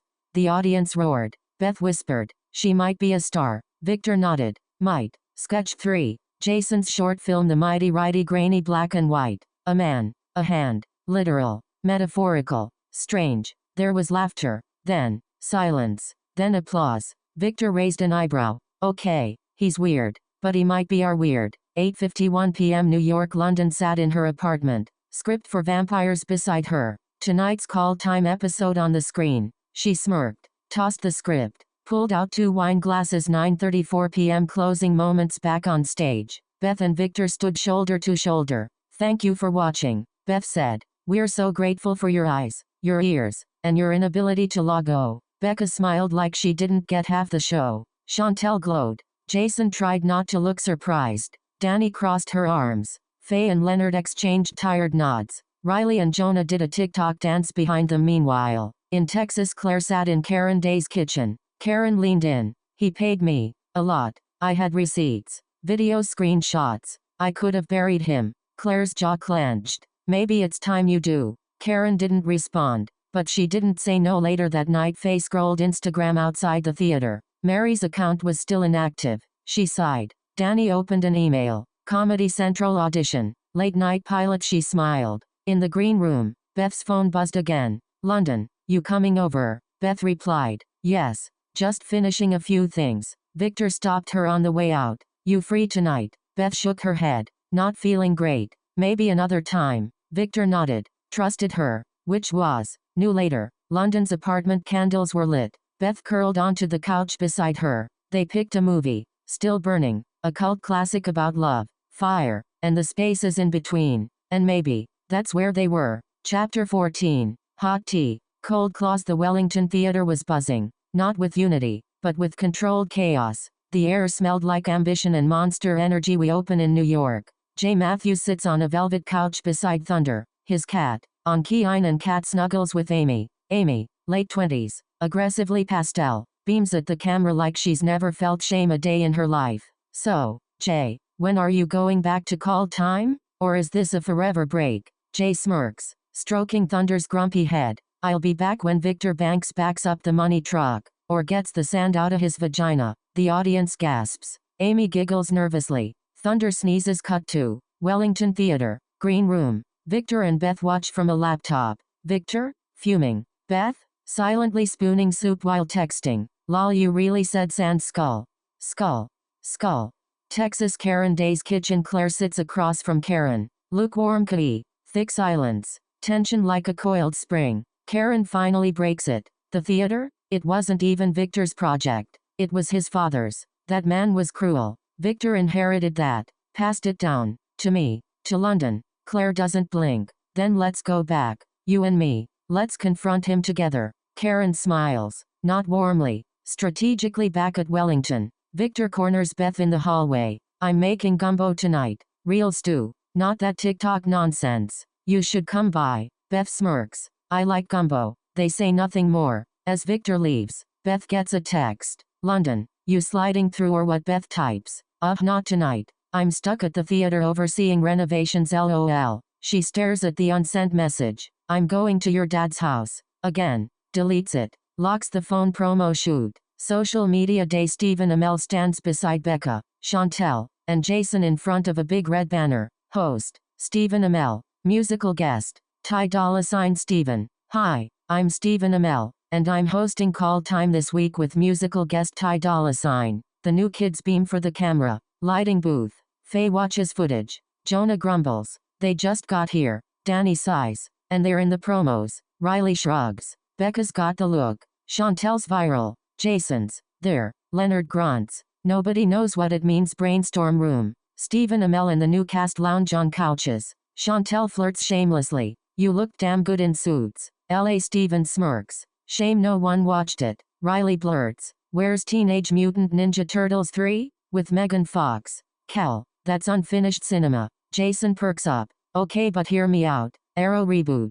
Grittier. Depressed. Selling blood on the black market. Stephen. So, The Boys but make it Etsy. Laughter. Chantel snaps. Wait, what if Arrow was a workplace sitcom? Cue chaos. Arrow at a desk. Black Canary in HR. Arsenal the intern. Ridiculous. Mundane. It works. Steven's monologue live show. He walks out to thunderous applause. No Arrow reboot. No Suits. LA Season 2. Yes, I peaked. But damn, I peaked in leather. He lands every line. Self-aware. Smooth. The audience loves him. Meanwhile in Texas, Claire FaceTimes Mary. Mary's clean. Stable. Careful. I miss the chaos. Mary says. Just not the shame. Claire softens. We want you back. I think I'm ready. The show. The live episode hits. The Arrow sitcom sketch kills. The crowd eats it up. Critics tweet. Stephen Amell just saved sketch comedy. Victor watches from the wings, glowing. See? Don't need Jay. Don't need London. Don't need Mary. I can make this work. Then, the front doors creak open. Claire walks in. Karen Day beside her. Victor's face drains like bad wine over a worse joke. Beth watches from the wings. Deadpan. Well, shit. Final moments. Green room. The new cast basks in success. Becca giggles. Scrolling memes of herself. Chantel reapplies lip gloss in the monitor's reflection. Jason doodles a spino. Arrow. The intern files. Stephen Amell slips out the back door. Pauses in the alley. Leonard sweeps the steps in silence. Stephen nods. Leonard grunts. Outside, the Wellington Theater sign buzzes. Crooked. Alive. Chapter 15. No secrets. No stage. Morning light. The Wellington Theater felt wrong in it. Too clean. Too quiet. Too unfamiliar. Claire Reynolds unlocked the front doors with steady hands and a pounding heart. Behind her, Karen Day, blazer sharp, sunglasses still on indoors. She hadn't stepped into this place in years, but she walked in like she'd never left. They didn't say much. They didn't have to. They moved through the halls like ghosts re-inhabiting their former lives. Past bulletin boards with faded sketches. Across tiles that still echoed with laughter and breakdowns. The break room, where Beth once cried. The stairwell, where Jay used to eat granola bars like protest statements. The theater was still alive, but only just. Karen opened Victor's store without knocking. Victor looked up mid-smoothie sip, startled, masking it poorly. Karen, she dropped an envelope on his desk. I told Claire everything. About what happened to my husband. About the money. About the truth. She knows. Victor didn't move. He didn't need to. Because he knew the power had shifted. Claire stood in the hallway, arms crossed, watching. Later, green room. Faye adjusted gels like a woman solving NASA logistics. Cal paced with half a key. Jonah and Riley argued about the best live-action Spider-Man. Then Claire walked in. And behind her, Mary. The room froze. Beth dropped a folder. Danny blinked. Faye's jaw fell slack. Then, Beth ran to her, hugged her like she'd been holding her breath since Mary left. Danny followed. Faye placed a gentle hand on her back. Cal laughed softly. You're really back. Mary smiled. Just a little. But it was real. From the corner, Becca asked, who's that? Legend. Faye whispered. Chantel raised an eyebrow. Should I be worried? She didn't need to ask. The energy shift said it all mid-morning. The back doors creaked open. Zendaya walked in. Hoodie pulled low. Tom Holland followed. Two keys in hand. Smirking like he knew the world was watching. Zendaya is here. Someone whispered. Beth floated. I would die for you. Please don't. Zendaya laughed. Tom waved. We're just here to hang out. She's the talented one. Cal raised a hand. If she's MJ, can I be Miles? Zendaya, only if you commit to the suit. Beth turned to Claire. We're not writing a spider sketch, right? Claire, not unless Cal shows up with webs. Promo shoot backstage. Zendaya filming promos. Danny waving. Riley and Jonah fake sword fighting. Chantel flipping hair. Leonard in a hoodie reading. I've been here too long to care. Zendaya looked out into the empty theater seats. Is it always this weird? Claire grinned. You have no idea. Victor's door slams shut. Why are you here? Karen. Victor snaps. You know why. He's sweating through his blazer. You brought Claire into our business. She brought herself. You were threatening people. Abusing power. Victor, you think I'm scared of you? Karen stepped closer. You should be. Because if I open my mouth, there won't be a theater left to burn down. Silence. You manipulated London. Pushed her into this. Victor looked away. Beth, watching from the stairs. She couldn't hear them. But she didn't need to. She knew the look of crumbling control. And she felt the weight of her own secrets. Victor in the dark. London in her arms. She was tired. Of hiding. Of balancing guilt and ambition. New York. Jay's apartment. Message from Victor. You're back. Tonight. Zendaya's hosting. We need you. Jay stared. Now you need me. He typed. Deleted. Typed again. I'll think about it. He stared at the old Wellington flyer on his wall. His name once top billed. Was there still space for truth here? Would Victor muzzle him again? LA London set. Final shot of Vampires Raps. Her phone buzzes. Victor. There's someone at the theater you should see. She nearly ignores it. Answers anyway. If it's a therapist, I'm good. It's not. But you'll want to see them. She frowns. She hadn't heard her mother's voice in years. Not even in her nightmares. The theater, 7:45 p.m. packed house. Sold out. Zendaya. Chapel Roan. The crew hustled like it was the SNL finale. Backstage. Whispers. Jacob Elordi is really here. Faye. This is like Spider-Verse but for hot. Confused millennials. Cast circle. Pre-show prayer. Claire motioned for quiet. Mary stepped forward. Dear Lord, we ask for calm hearts, sharp cues, and no injuries. And if anyone's thinking of quitting mid-show, give them cramps. Laughter. Amen. Opening sketch. Dune. IKEA edition. A musical about assembling prophecy furniture. Landed. Hard. Cast montage. Names flashing. Cal tripping over a boom mic. Announcer voice. Ladies and gentlemen. Zendaya in silver pants and velvet jacket. Yes, I'm Zendaya. You might know me as Rue, or as the only Spider-Man girlfriend who didn't need rescuing. She lands joke after joke. Then, before we kick go, there's someone I want to bring out. The cast froze. Please welcome back. Mary Green. The crowd erupted. Mary stepped out. No lines. Just a tearful smile. Claire clapped the hardest backstage. Beth mid-costume change. London walks in. Crop top. Devil grin. She kissed Beth. I'm back. You are. Thinking about showing my boobs during Chapel set. What iconic. Right. You're insane. You missed me. Chapel set begins. Pink Pony Club mid-verse. The audience gasps. London dances on stage. Uninvited. Unbothered. Flirting with chaos. She didn't take off her top, but danced like she might. The crowd loses it. Phones out. Chanting. Zendaya side-eyes from the wings. Claire rubs her temples. Real news segment. Danny mid-joke about Mike Pence NFTs. Jay walks on stage. Sits. Hi, Danny. Missed the chaos. Granola bars. Unpaid therapy. Call time. Danny. I feel like I'm being punked. Jay. You are. Welcome back. Two anchors again. Finale. Everyone on stage. Zendaya thanks the crowd. Chapel waves. Jonah dabs. Mary cries. Claire breathes. We're still standing. Still stupid. Still burning. Backstage silence. New cast. Old cast. No one sure where they stood.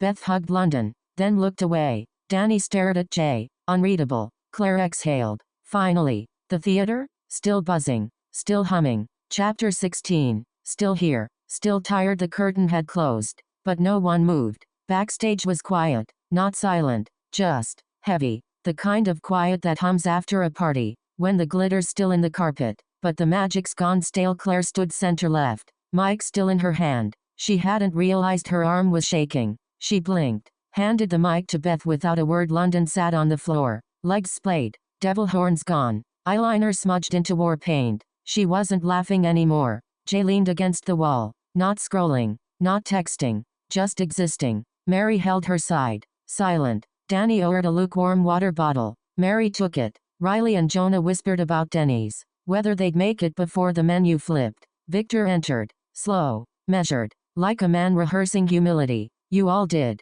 Great, he said. No one answered. Becca looked up from her phone. So, do we talk about it? Silence. From the shadows. Faye replied. Which part? Chantel whispered. That wasn't a sketch. That was a war. Claire, without turning. Then maybe we stop pretending we're just a comedy show. 11:42 p.m. Green room. The cast had scattered like shipwreck debris. Mary curled up on the love seat. Heating pad in place. Leonard half snored in a beanbag chair. Riley and Jonah had claimed the snack table, whispering like kids at recess. Across the room, Beth sat, legs crossed, arms folded. Across from her, London, quiet. The kiss hadn't been addressed. Not really. So, Beth began. Are we gonna talk? London didn't look up. You want me to say it meant something, Beth. I want you to say what you feel. Not what'll make this easier for the press later. London finally met her gaze. I feel like I didn't ask for any of this. The show. The spotlight. You. Pause. But I'm here. Still. So maybe that means something. Beth didn't reply. Just nodded. And left the room. 12:12 a.m. Stairwell. Claire sat 2 steps from the top, still, elbows on knees, no tears, just stillness. Jay found her there. Yo, he said, sitting beside her. Yo, quiet, Jay said. Victor texted again. Buzz is huge. Press wants interviews. Reps are circling. Claire smirked. No humor. Drama's good business. Jay, he wants real news as a spino. Says I'm the anchor of the moment. Claire raised an eyebrow. Anne. Jay looked down the stairwell. I think I'm tired. Claire leaned back. Join the club. Dues are high, but we don't judge naps. Jay laughed softly. Maybe I'll take one. Maybe we all should. 1:05 a.m. Lighting booth. Faye sat alone. Hands on a cold tea cup. Headset still on. Chantel entered. Quiet. Sat beside her. I think this is my last week. Faye looked over. You serious? Chantel nodded. I joined for the jokes, not the blood. Faye stared at the empty stage. I get it, beat. But, if you leave, don't forget what you did here. Chantel blinked. What did I do? Faye shrugged. You showed up. 1:34 a.m. Claire's journal entry. Voice memo style. Still burning. They keep saying. Our tagline. Our prayer. Our punchline. But tonight, I felt it differently. Like we're burning out, not burning bright. And maybe that's okay. Maybe some nights, the fire isn't loud. Maybe it just flickers in the dark, while people whisper and try not to scream. Tonight was supposed to be the big return, and maybe it was. But what comes after a return? What do you do when the lights come down, and everyone's still broken? You rest. You rebuild. You try again. 2:03 a.m. Outside the theater, the Wellington sign buzzed overhead. A little dimmer tonight. Still crooked. Still flickering. Still alive. Inside, the cast slept. On couches. In corners. Upright in chairs. Not because it was glamorous, but because they'd survived. Chapter 17. Try that in a packed house. The Wellington Theater didn't just buzz. It pulsed. Like it knew what kind of night was coming. 9:12 a.m. Lobby. Claire stood at the entrance. Half a protein bar in her mouth. Clipboard tucked under her arm.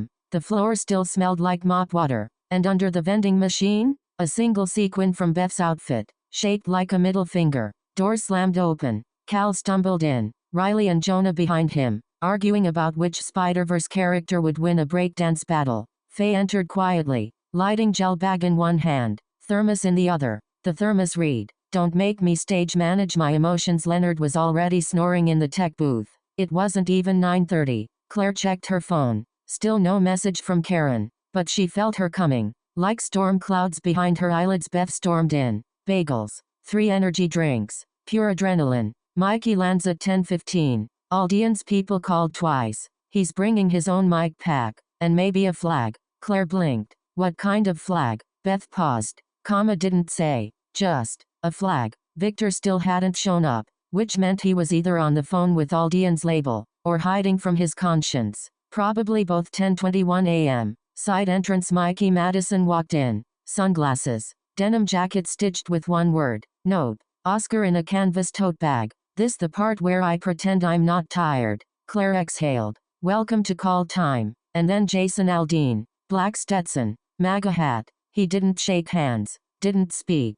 Boots clicked against the linoleum like punctuation marks. Claire didn't flinch. But she felt it. 11:01 a.m. Pitch room. The cast circled the fold-out table. Beth tossed a stress ball like a grenade. Cal sat backward in his chair. Danny was scribbling over someone's sketch. Chantel applied lip gloss. Jason brought Muns no one asked for. No London. Mikey perched on the edge of the table. Calm. Watching. Claire clapped once. Sketches. Beth raised a hand. Honora. But she's a substitute teacher. With a pull. In a kindergarten classroom. Underpaid. Over it. Glitter on the permission slips. Mikey chuckled. Is there glitter? Only on the lawsuits. Cal pitched Elon Musk. The Bachelor. Riley and Jonah begged for gay male friend. Mikey approved before they even finished the pitch. Jay entered mid-laugh. Parody of that Tory Lanez song. Vape with me, baby. For the youth. Claire. Thunder in it. Jay. Obviously they laughed. The good kind. The kind that said, we're not broken. Just bruised. 12:38 p.m. Rehearsals. Jason Aldean stood alone. Red hat glowing under the lights like a flare. Notebook in hand. He wrote, try that in a small town. Circled it. Then scratched it out. Jay passed behind him. Planning your setlist or a new civil war. Jason smiled. Tapped his boot. Didn't answer. 2:50 p.m. Cat chaos backstage. Jay held up his phone. Why does my cat look like Trump's second-term mugshot? Thunder was in a hoodie. Dead stare. Beth. He is the charges. Riley. He looks like he licked January 6th.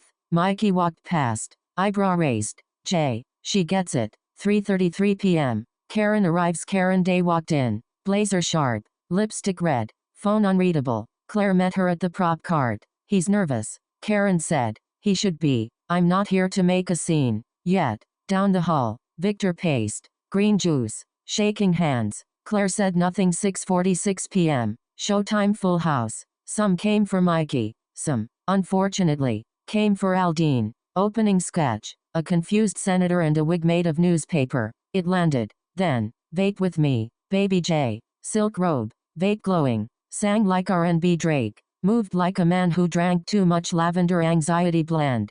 Thunder cameoed. Unimpressed. The crowd lost at 7:38 p.m. Jason's first performance. Please welcome Jason Aldean. He stepped out. Red hat. Mike clenched like a Bible. He sang Try That in a Small Town. The audience? Polite. Not warm. Not cold. Just watching. He didn't wave. Didn't smile. Just walked like it was a chore. 8:12 p.m. Real news begins. Jay stepped up. Cardboard sign crooked. Mike not real. In tonight's top story, a group of white men in Georgia tried to jump a black man. He fought back. They lost. And then they got arrested. Pause. Jay tilted his head. Try that in a small town. Jason. The crowd gasped. Then clapped. Then groaned. Everything at once. Backstage. Jason didn't move. 8:30 p.m. Jason's second song once again. Jason Aldean. No hat. Guitar slung across his chest. He sang Crazy Town. Midway through, he said into the mic, "Good to be here in Ohio. See list Michigan with trust issues." A few laughs. Mostly boos. He finished the song. Dropped the mic. Not angrily. Just done. Then walked. Didn't wave. Didn't bow. Gone. 8:51 p.m. Final curtain. Claire stood center. Beth held London's hand. Mikey folded her arms. Smiled like gasoline. Mikey took the mic. "That's the second sketch show I've hosted this year where a country artist walked. At this rate, I'm starting a band." The crowd erupted. Claire looked hostage. Victor, frozen. Karen, smiling. Jay, leaning on the wall. Thunder in his arms like a trophy. Beth whispered, "Still burning." Claire exhaled. Season 1, Chapter 18. Lightyear and Labels. 10:30 a.m. Rehearsal begins. Victor is salty. Claire stood in the hallway, arms crossed. Victor was wrestling the key machine like it owed him rent. "Can you believe the energy in here?" he muttered. Claire didn't blink. "Depends. Are we talking renewable or passive-aggressive?" Victor didn't laugh. He waved his clipboard like it meant something. "This new generation doesn't respect leadership." Claire didn't bite. She was too tired to play therapist to a man who thought Instagram clout equaled vision. Behind them, Becca, scrolling TikTok. Chantel, adjusting her bangs. Jason, eyeing Bella Ramsey like he was still Googling what non-binary meant. 11:05 a.m. Misgendering and tension table read. Tense. Bella Ramsey sat at the end. Straight posture. Stone face. One background actor stumbled. "So she. Sorry. They. I meant they." Jay looked up. "You sure? Sounded like you meant she." The room froze. Bella didn't blink. "It's fine." But it wasn't. London stared at the floor. Faye pursed her lips. "Mary. Quieter now. Post-rehab." Whispered. "They. Just say they." The read-through stumbled on. Wobbly. Balance. 12:35 p.m. Pitch meeting madness. Bella sat dead center while the cast pitched like toddlers showing macaroni art. J. Sketch 1. I'm a bee. I wear a bee costume. Dance to Black Eyed Peas. Bella blinked. Sketch 2. A daily in the life of Sim Jerry. I simp. I deliver food. I cry. I dance. Randy Newman song at the end. Bella grinned. "No, that's just sad enough." Cal. Sketch idea. Ask the world. Street interviews. Dumb questions. Like, would you bang an ugly guy for $1 million? Bella. Let me ask the questions. Beth. Christian pop star. Secretly bisexual. Song title. Jesus. Take the vibe. Bella chuckled. London. All the men are replaced with genderless blobs who cry about being ignored. Silence. Bella blinked. Performance art. Jason pitched a satire called Pushing Prison. Bella side-eyed. Didn't know we booked the TikTok algorithm as a writer. Laughter. 4 hours until showtime. 1:23 p.m. Bella and London. A quiet moment side stage. Both holding key. Neither speaking. Bella. Being misgendered online hurts. But being erased by people in the room? That's worse. London met their gaze. I know the feeling. Bella nodded. Yeah, I figured you might. Nothing else needed. 7:50 p.m. Cold open. Will I be attractive tomorrow? The audience buzzed. Jay in a wig. London is a deranged Oprah MLM guru. Beth. Fitness influencer obsessed with teeth whitening. Jason flexed silently. Bella. Watching from the wings. This is ridiculous. Claire. That's the point. 8:05 p.m. Jay introduces Bella's monologue. Jay. I know how it feels to be mocked online. I look like a thumb. And somehow went to the Met Gala with Sabrina Carpenter. Big laugh. Chin up. Bella. Maybe you'll bag a dude who looks like Hugh Jackman. Bella. That's oddly specific. Jay. That's oddly me. Applause. Bella stepped up. People online say I look like Sid from Ice Age. Which is hilarious. Because Sid has range. Roars of laughter. They turn soft. Thank you for having me. Thank you for trying. Even if you trip, it's the trying that counts. 8:27 p.m. Sketch. Buzz Lightyear. Cancelled mission. Bella. Buzz Lightyear. But queer. Angry. Petty. Buzz Lightyear. Reporting for gender assignment. Cal voiced Woody. Kept misgendering. Buzz. We've been over this. I'm they. Beth is Jessie. Chewing wires. The tagline. To Epiphany and beyond. It. Killed. 9:14 p.m. Real News with J. AJ Cook edition. J smoothed cue cards. Sign more crooked than ever. Our guest. AJ Cook. From Criminal Minds. Or, as my brain remembers, the woman who got murked by logs in Final Destination 2. AJ Cook entered. Cautious. J. How's the reboot? AJ. Darker. More evolved. J. Like Final Destination. Speaking of, what scared you more? Logs? Pigeons? AJ sheened. We weren't gonna. I know. NDA. But were the birds real? AJ. I just showed up for this sketch. J. Same. Backstage. Claire muttered. This is a PR disaster waiting to happen. 9:27 p.m. Final sketch. Sim Jerry pre-taped. Jay in hoodie. Delivering food. Missing texts. Watching sunsets from a Wendy's parking lot. Then dancing. In an empty mall. Then. Thunder meowing on his chest. Final shot. Jay. On the couch. Eyes tired. Same Girl by Randy Newman plays softly. The audience? Silent. Moved. 9:30 p.m. Curtain call. Bella walked out. Hands shaking. This was unexpected. But beautiful. Thank you for not calling me her tonight. Thank you for trying. Applause thundered. Jay handed them a rose. Bella raised it like a sword. Backstage. Claire whispered. Still burning. Beth. Still bold. The lights dimmed. The Wellington hummed. Chapter 19. Crying over spilled milk. 9:14 a.m. The arrival. The Wellington Theater felt wet. Not with rain. Yet. But with tension. The kind that leaks into the air before the storm hits. Tires squealed outside. A black SUV screeched to a diagonal stop, blocking 2 handicap spots. The doors flew open. Rachel Zegler had arrived. Red shades. Fur coat. Tiny dog in boots. A team of assistants scurried behind her, one wheeling a full-body humidifier. Good morning, Wellington, Rachel chirped, which somehow felt threatening. Claire, sipping cold coffee near the tech booth, muttered to Faye, well, there goes the power grid. Faye, you feel that? That's diva smog. Rachel entered like she owned the place, which was ironic. She hadn't even signed the release forms. Victor was MIA. Becca whispered to Chantel, why does she smell like lavender and litigation? Chantel grinned. That's celebrity. 11:06 a.m. Her Majesty would like to cry now. First table read. 11 minutes. Beth pitched Theater Kid Hunger Games. Fame-thirsty actors battling with fake resumes and monologues as weapons. Rachel was supposed to play the corrupt Capitol director. Instead, she cried, why would I be the villain? Why do strong women always get cast as evil? You wouldn't make Florence Pugh do this. Cal, flat on his back with a cold pack. Florence would have brought her own sword. London didn't even look up. If she cries over this, wait till she sees the bathroom. Jay leaned toward Beth. Is it too soon to pitch Rachel, the musical? Because Act 1's already written itself.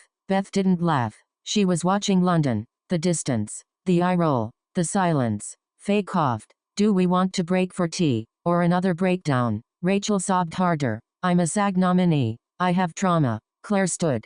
Calm. Sharp. And we have 2 hours till sound check.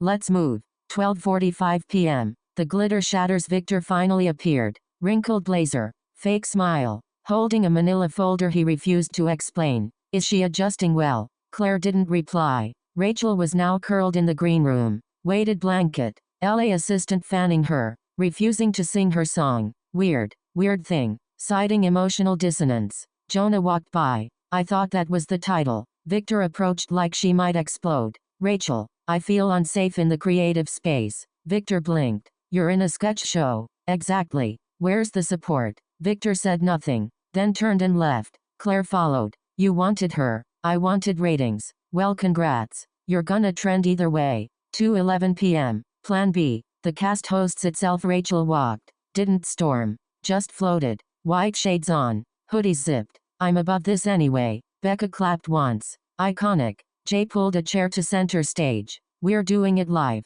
No guest. No host. Just us. Let's make a show so good she regrets crying over a granola bar. Claire nodded. Beth. Restructure the intro. Chantel. Rewrite the cold open. Faye. Ditch Rachel's light rig. Jay. Just be Jay. Jay. Always. Beth turned to London. You good to do the sketch about the messy breakup? London stood. Sure. I've been rehearsing in real life. Beth flinched. Just slightly. 6:55 p.m. Showtime. The crowd didn't know. Rachel's name was still on the flyers. They were waiting for a song that wouldn't come. Instead, opening sketch. A pop star cancels live. She's replaced by a houseplant, then a broom, then a frozen pizza box with googly eyes. The crowd howled. Real News co-hosted by Jay and Beth. Odd chemistry. A beat rhythm. Electric timing. Top story. Sometimes your guest star ditches you. And sometimes that's the blessing. Crowd erupted mid-show. Commercial. Weird thing. The candle. Scent profile. Narcissism. Tears. And gluten-free guilt. Becca and Chantel danced in self-aware Barbies. Jason got tackled by a Roomba. Faye, stone-faced, got her first real laugh in weeks. I'm not underused. I'm emotionally withholding. 8:50 p.m. Final sketch. Cry Me a solo. London's sketch. She played the lead. A woman who hijacks every moment with her own pain. Beth played the foil. A tired stage manager just trying to hold it all together. Subtle? Not even close. Mid-scene. London improvised. You think crying makes me weak? Honey, I cry because you wouldn't let me talk when I was quiet. Beth faltered. Her next line caught in her throat. The silence that followed wasn't awkward. It was honest. Then came the applause. 9:25 p.m. Curtain call. No host. No musical guest. Just the cast. Claire stepped forward. Sometimes when the plan breaks, the truth steps in. Jay added. Sometimes the best shows happen when no one's watching for perfection. London said nothing. Just stared into the crowd. Then turned to Beth. No smile. No grudge. Just stillness. The lights dimmed. 10:13 p.m. Aftermath from LAX. Rachel tweeted. Sometimes spaces don't deserve you. And that's okay. Nail polish being applied to fingers. Jay retweeted. Sometimes the plant was funnier anyway. Seedling. Beth swept glitter over the stage. Claire handed her a Red Bull. Good job tonight. Beth didn't reply. She looked down the hallway, toward where London had gone. Victor sat alone in his OS. The manila folder unopened. Karen's name in bold on the front. He didn't touch it. Not tonight. Outside, the Wellington Theater sign buzzed. Crooked. Dim. Season 1. Chapter 20. Hot enough for ratings. 8:41 a.m. Scrolling and lust. Jay Matthews was in bed. Honey bun crumbs on the sheets. Notebook open with half-finished sketches and half-hearted apologies to women he ghosted. And then, he saw her. Stormy Maya Jellison. Crop top.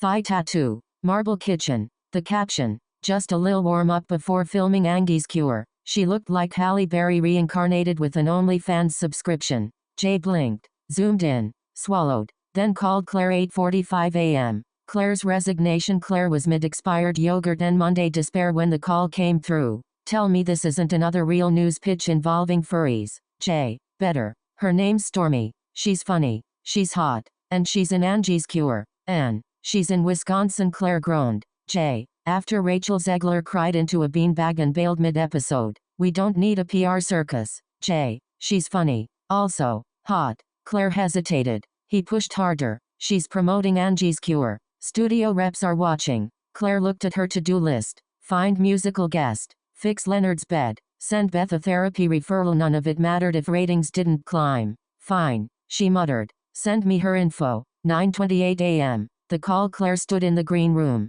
Earbuds in. Voice calm. Desperate. Yes, we're a live sketch show. No, not that one. Yes, we'd love to have Miss Jellison host. Beat. No, We won't ask her to twerk. Unless she brings it up. Another beat. Perfect. We'll see her Friday. She hung up. God help us all. 10:12 a.m. Fallout from Zegler. Victor entered, humming like last week's implosion didn't happen. The manila folder marked Karen Day still unopened. Morning. Starshine. He smiled. Did we book anyone with charisma this time? Claire. We booked Stormy. Maya jealous and Victor froze. The hot girl from TikTok, also an actress. In a movie. Promoting it. And yes, hot. That's part of the satire now. Victor grinned. The boys are gonna love this. Claire. Too much. 11:32 a.m. The bed reveal in the prop room. Leonard stood proudly next to a full twin bed. Gold embroidery on the headboard. Wellington.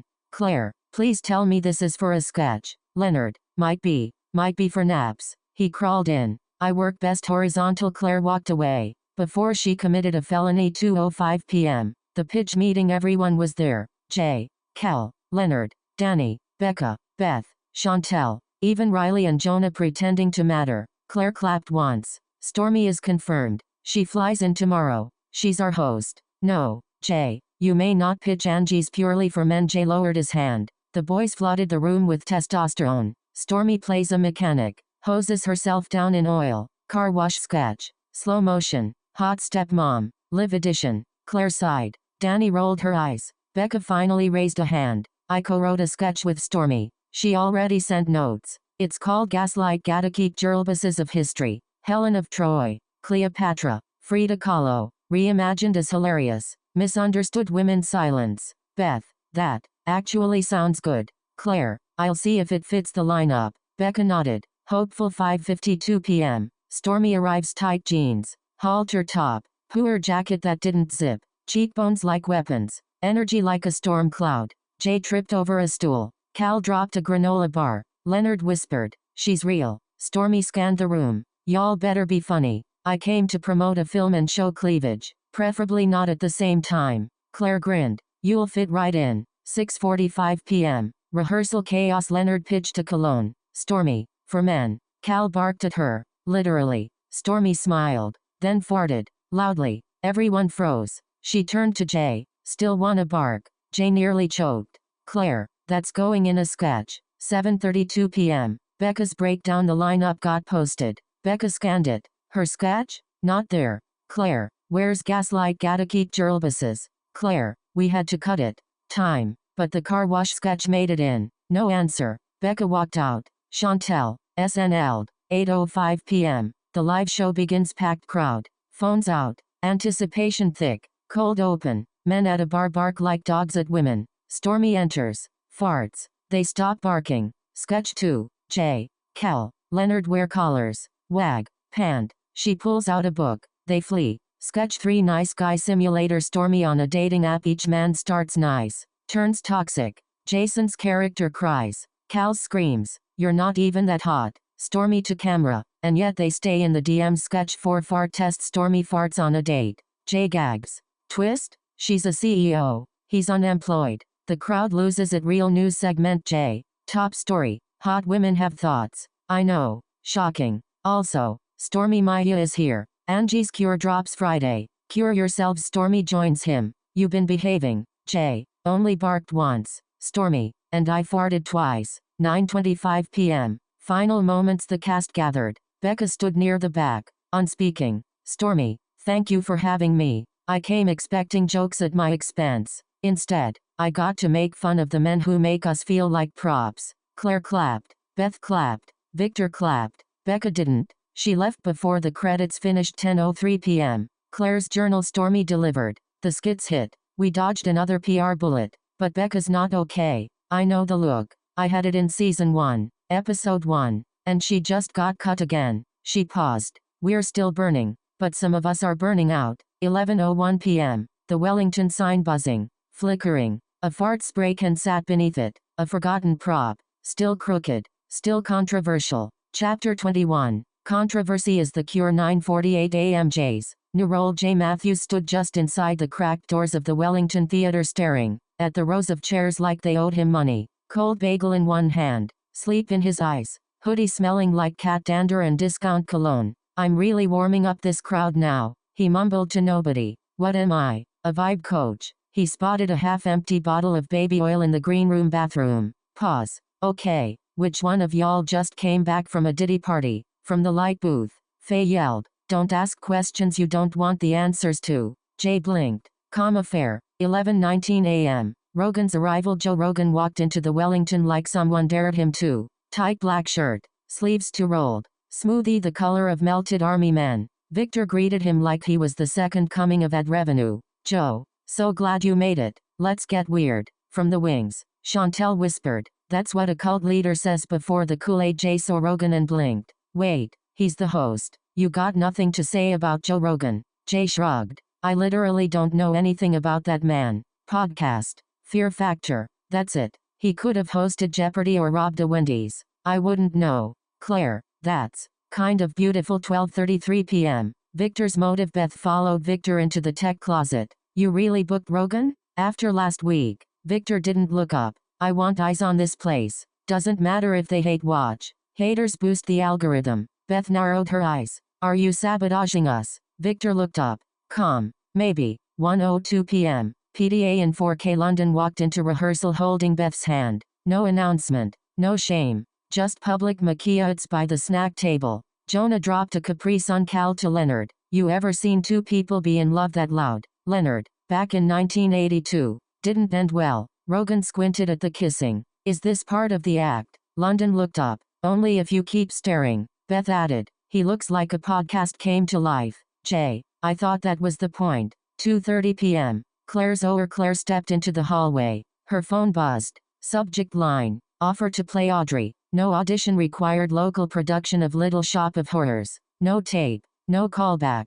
Just, yes or no. She stared. Behind her, London whispered. Claire about to run and sing to a plant again. Beth, let her. She deserves it. 3:11 p.m. Chantel's cannibal pitch. Chantel barged in. Sketch idea for Queen Naija. Hate Our Love. Like her song Hate Our Love, but it's about pandemic cannibals fighting over the last thigh. Jay, go on. She sings. He eats. They cry. Then she throws a meatloaf at his head. Are you on bath salts? Chantel, nope. Just passion. 4:44 p.m. Jay and Jason's Ebony and Ivory. Claire made Jay and Jason collaborate. Chaos ensued. Jason, smug. Sketch title. Jay and Jason. One has rhythm. One has Wi-Fi. Jay, did you just say I don't have Wi-Fi? Jason, or rhythm? Whichever's funnier. The sketch. Split screen satire. Jason rambling about indie improv. Jay roasting mayonnaise lovers. Somehow, it worked. Kind of. 6:03 p.m. Mary's ghost smile. Mary sat quietly.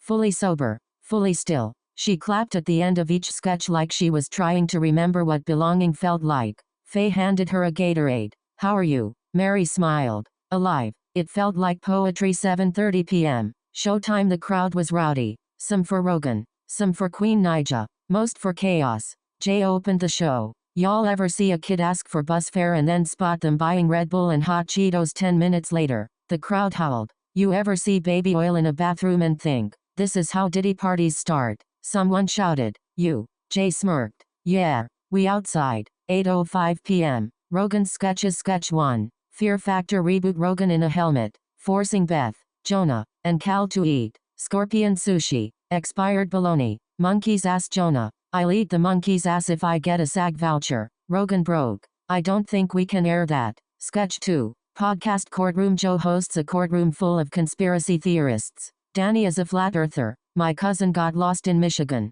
You think that's coincidence, Joe? This might be my actual life. 8:49 p.m. Queen Naija performs. No sketches. No jokes. Just her. Red dress. Mic in hand. Hate Our Love. Medicine. Pack light. The room. Stilled. Jay whispered to Cal. I get it now. Cal. She sang like she read our group chat. 9:15 p.m. Curtain and aftermath. Rogan waved. Barely. Then left. Queen Naija bowed. Elegant. Unbothered. Claire. Thanks for coming. Be safe. Be weird. Jay grabbed the mic one last time. If you see baby oil in a bathroom, leave. That's a sketch waiting to happen. The cast laughed. Beth squeezed London's hand. Mary watched. Quiet. Becca? Still in the wings. Still underused. Still burning. The Wellington sign outside flickered like it was ready to fight God. Still crooked. Still controversial. Still burning. Chapter 22. Scream. Country and Sabotage. 9:41 a.m. Almost normal. It was almost charming how normal things felt at the Wellington Theatre. Victor? Absent. Claire? Ozite. Rehearsing for her first major stage role. No one had thrown a chair in 3 days. Progress, some might say. But Jay had that look. That something so look. And sure now in the dry erase board, in bold red marker, host. Jenna Ortega. The cast cheered. Beth kicked her feet up. She's tiny and goth and badass. I want her to punch me. Faye scrolled. Not Scream 7 though. She dropped out. Jonah, we could do a Wednesday Addams spoof or something. Leonard chimed in. Mid-sandwich. Y'all remember Stuck in the Middle? She was like 13. That was a good show. Silence. Beth. Jonah raised an eyebrow. Faye put her phone down. Riley glanced at Jay. Jay tried not to burst out laughing. Leonard kept talking. Monologues. Memories. Beth finally cut in. That's enough.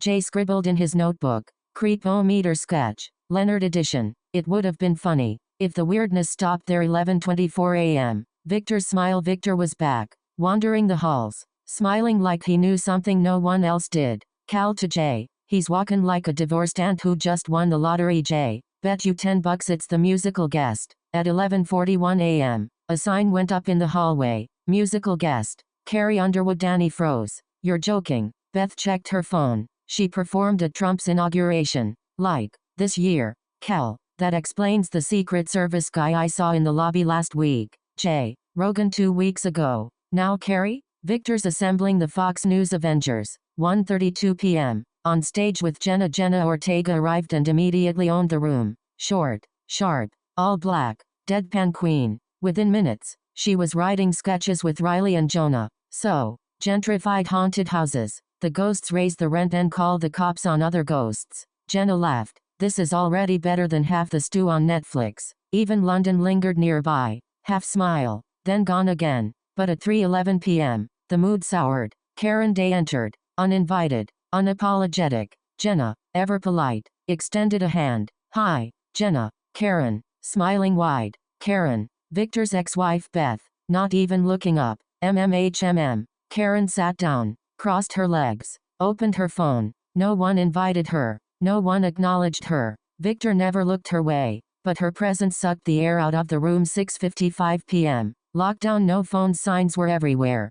Theater stall looked like TSA agents. Bags checked. Purses searched. Warnings issued. One sign read, due to the increase in political and sensitive material, tonight's performance will enforce a strict no recording policy. Violators will be removed. Jay, half-dressed backstage, looked at the set list. There it was. Carrie Underwood. To Beth. Victor trying to tank the show before the FBI does. Beth. Or maybe he's just a troll with a budget. 9:38 p.m. Carrie's performance. She came out like a pageant queen. Perfect curls. Rhinestone boots. Microphone sparkling. Before he cheats started strong. 15 seconds in.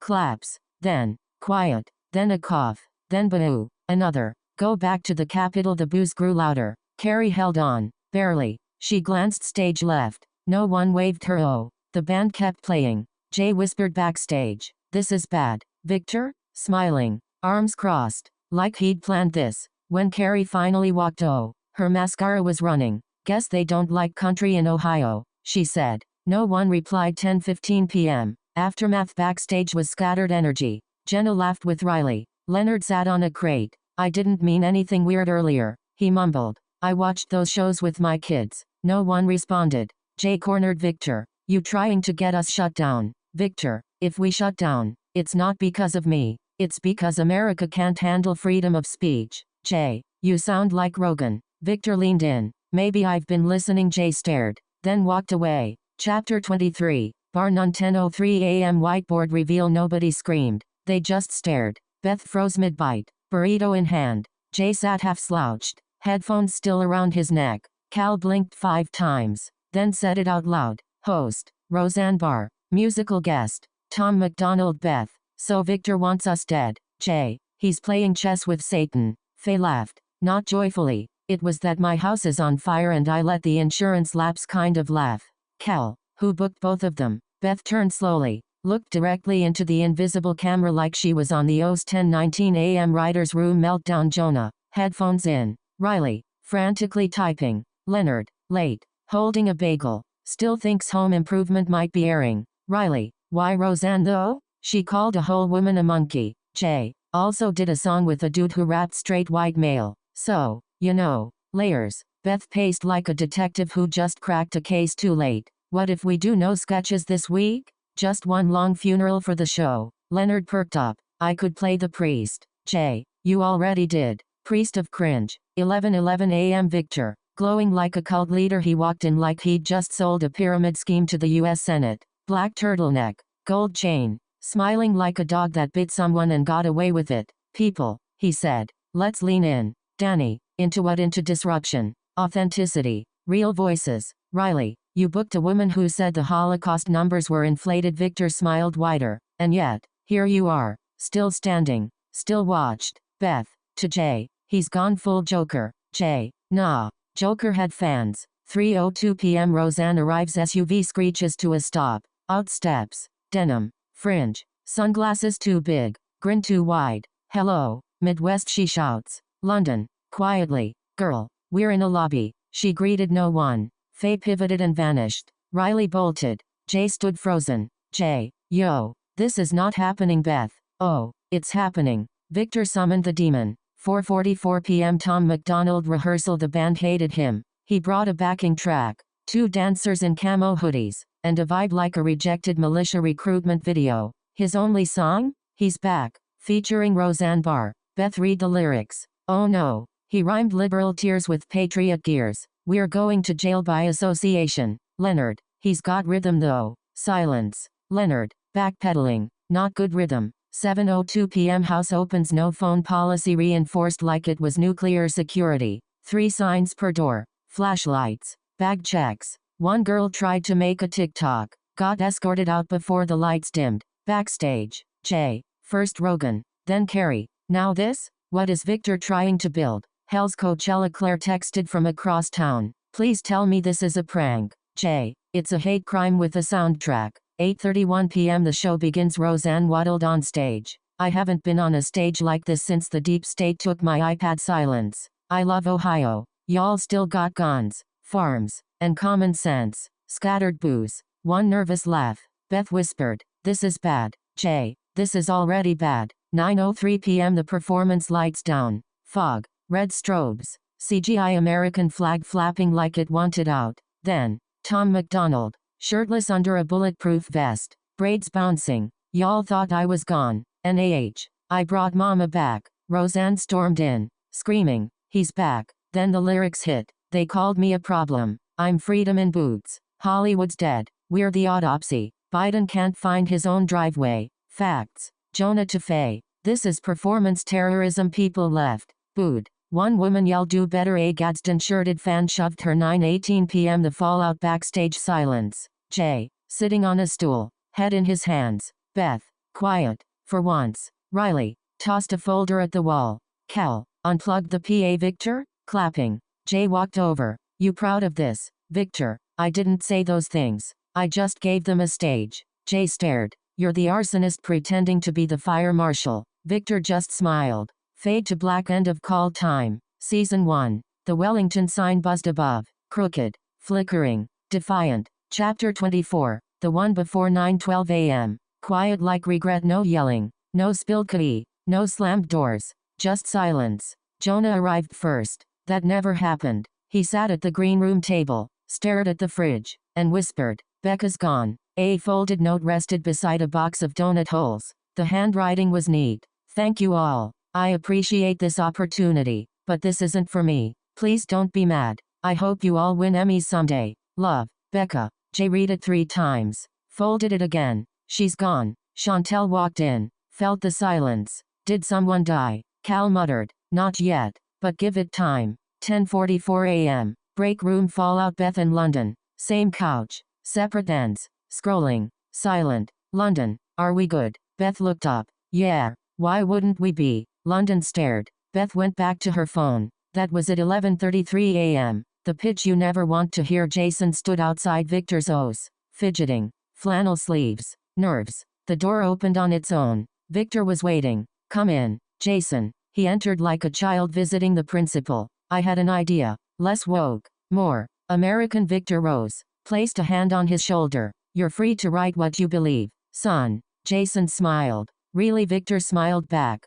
This is your country. 2:12:05 p.m. Meanwhile, across town Claire Reynolds glowed. Not from keyline or makeup, but actual happiness. She stood center stage at the Lyric Theater. Audrey's cardigan, polka dot skirt, her solo, crushed it. After rehearsal, she stepped outside. Her phone buzzed. From J. Rob Schneider next week. J.D. Vance might be coming. Becca quit. You're lucky you're not here. Claire read it. Typed nothing. Slipped her phone away. Looked up at the sky. 1:14 p.m. The argument Karen Day had had enough. She cornered Victor in the costume corridor. I see what you're doing. You're stacking the deck with lunatics. Victor, you mean voices. Karen, no, bombs. And you're lighting every fuse. Victor snapped. You think I don't know I'm being set up? Claire's out there soaking up sympathy. I'm getting assassinated. Karen's face twisted. You sound paranoid. Victor stepped closer. Maybe I am. That was the last time anyone saw Karen that day. Riley later mentioned seeing her near a gun shop on Gerson Ave. Nobody followed up. Not yet. 3:02 p.m. Table talk. J. Beth, Cal, Danny, Riley, Faye, Leonard, Chantel, Jason. All silent. Danny, we should cancel the finale. J. We can't. Too late. Riley, we're being set up. They're waiting for us to snap. Cal, maybe that is the show now. A slow motion collapse. Jason said nothing. Just kept doodling. Sketch title, America, Season 2, 5:31 p.m. London walks out. London found Beth near tech storage.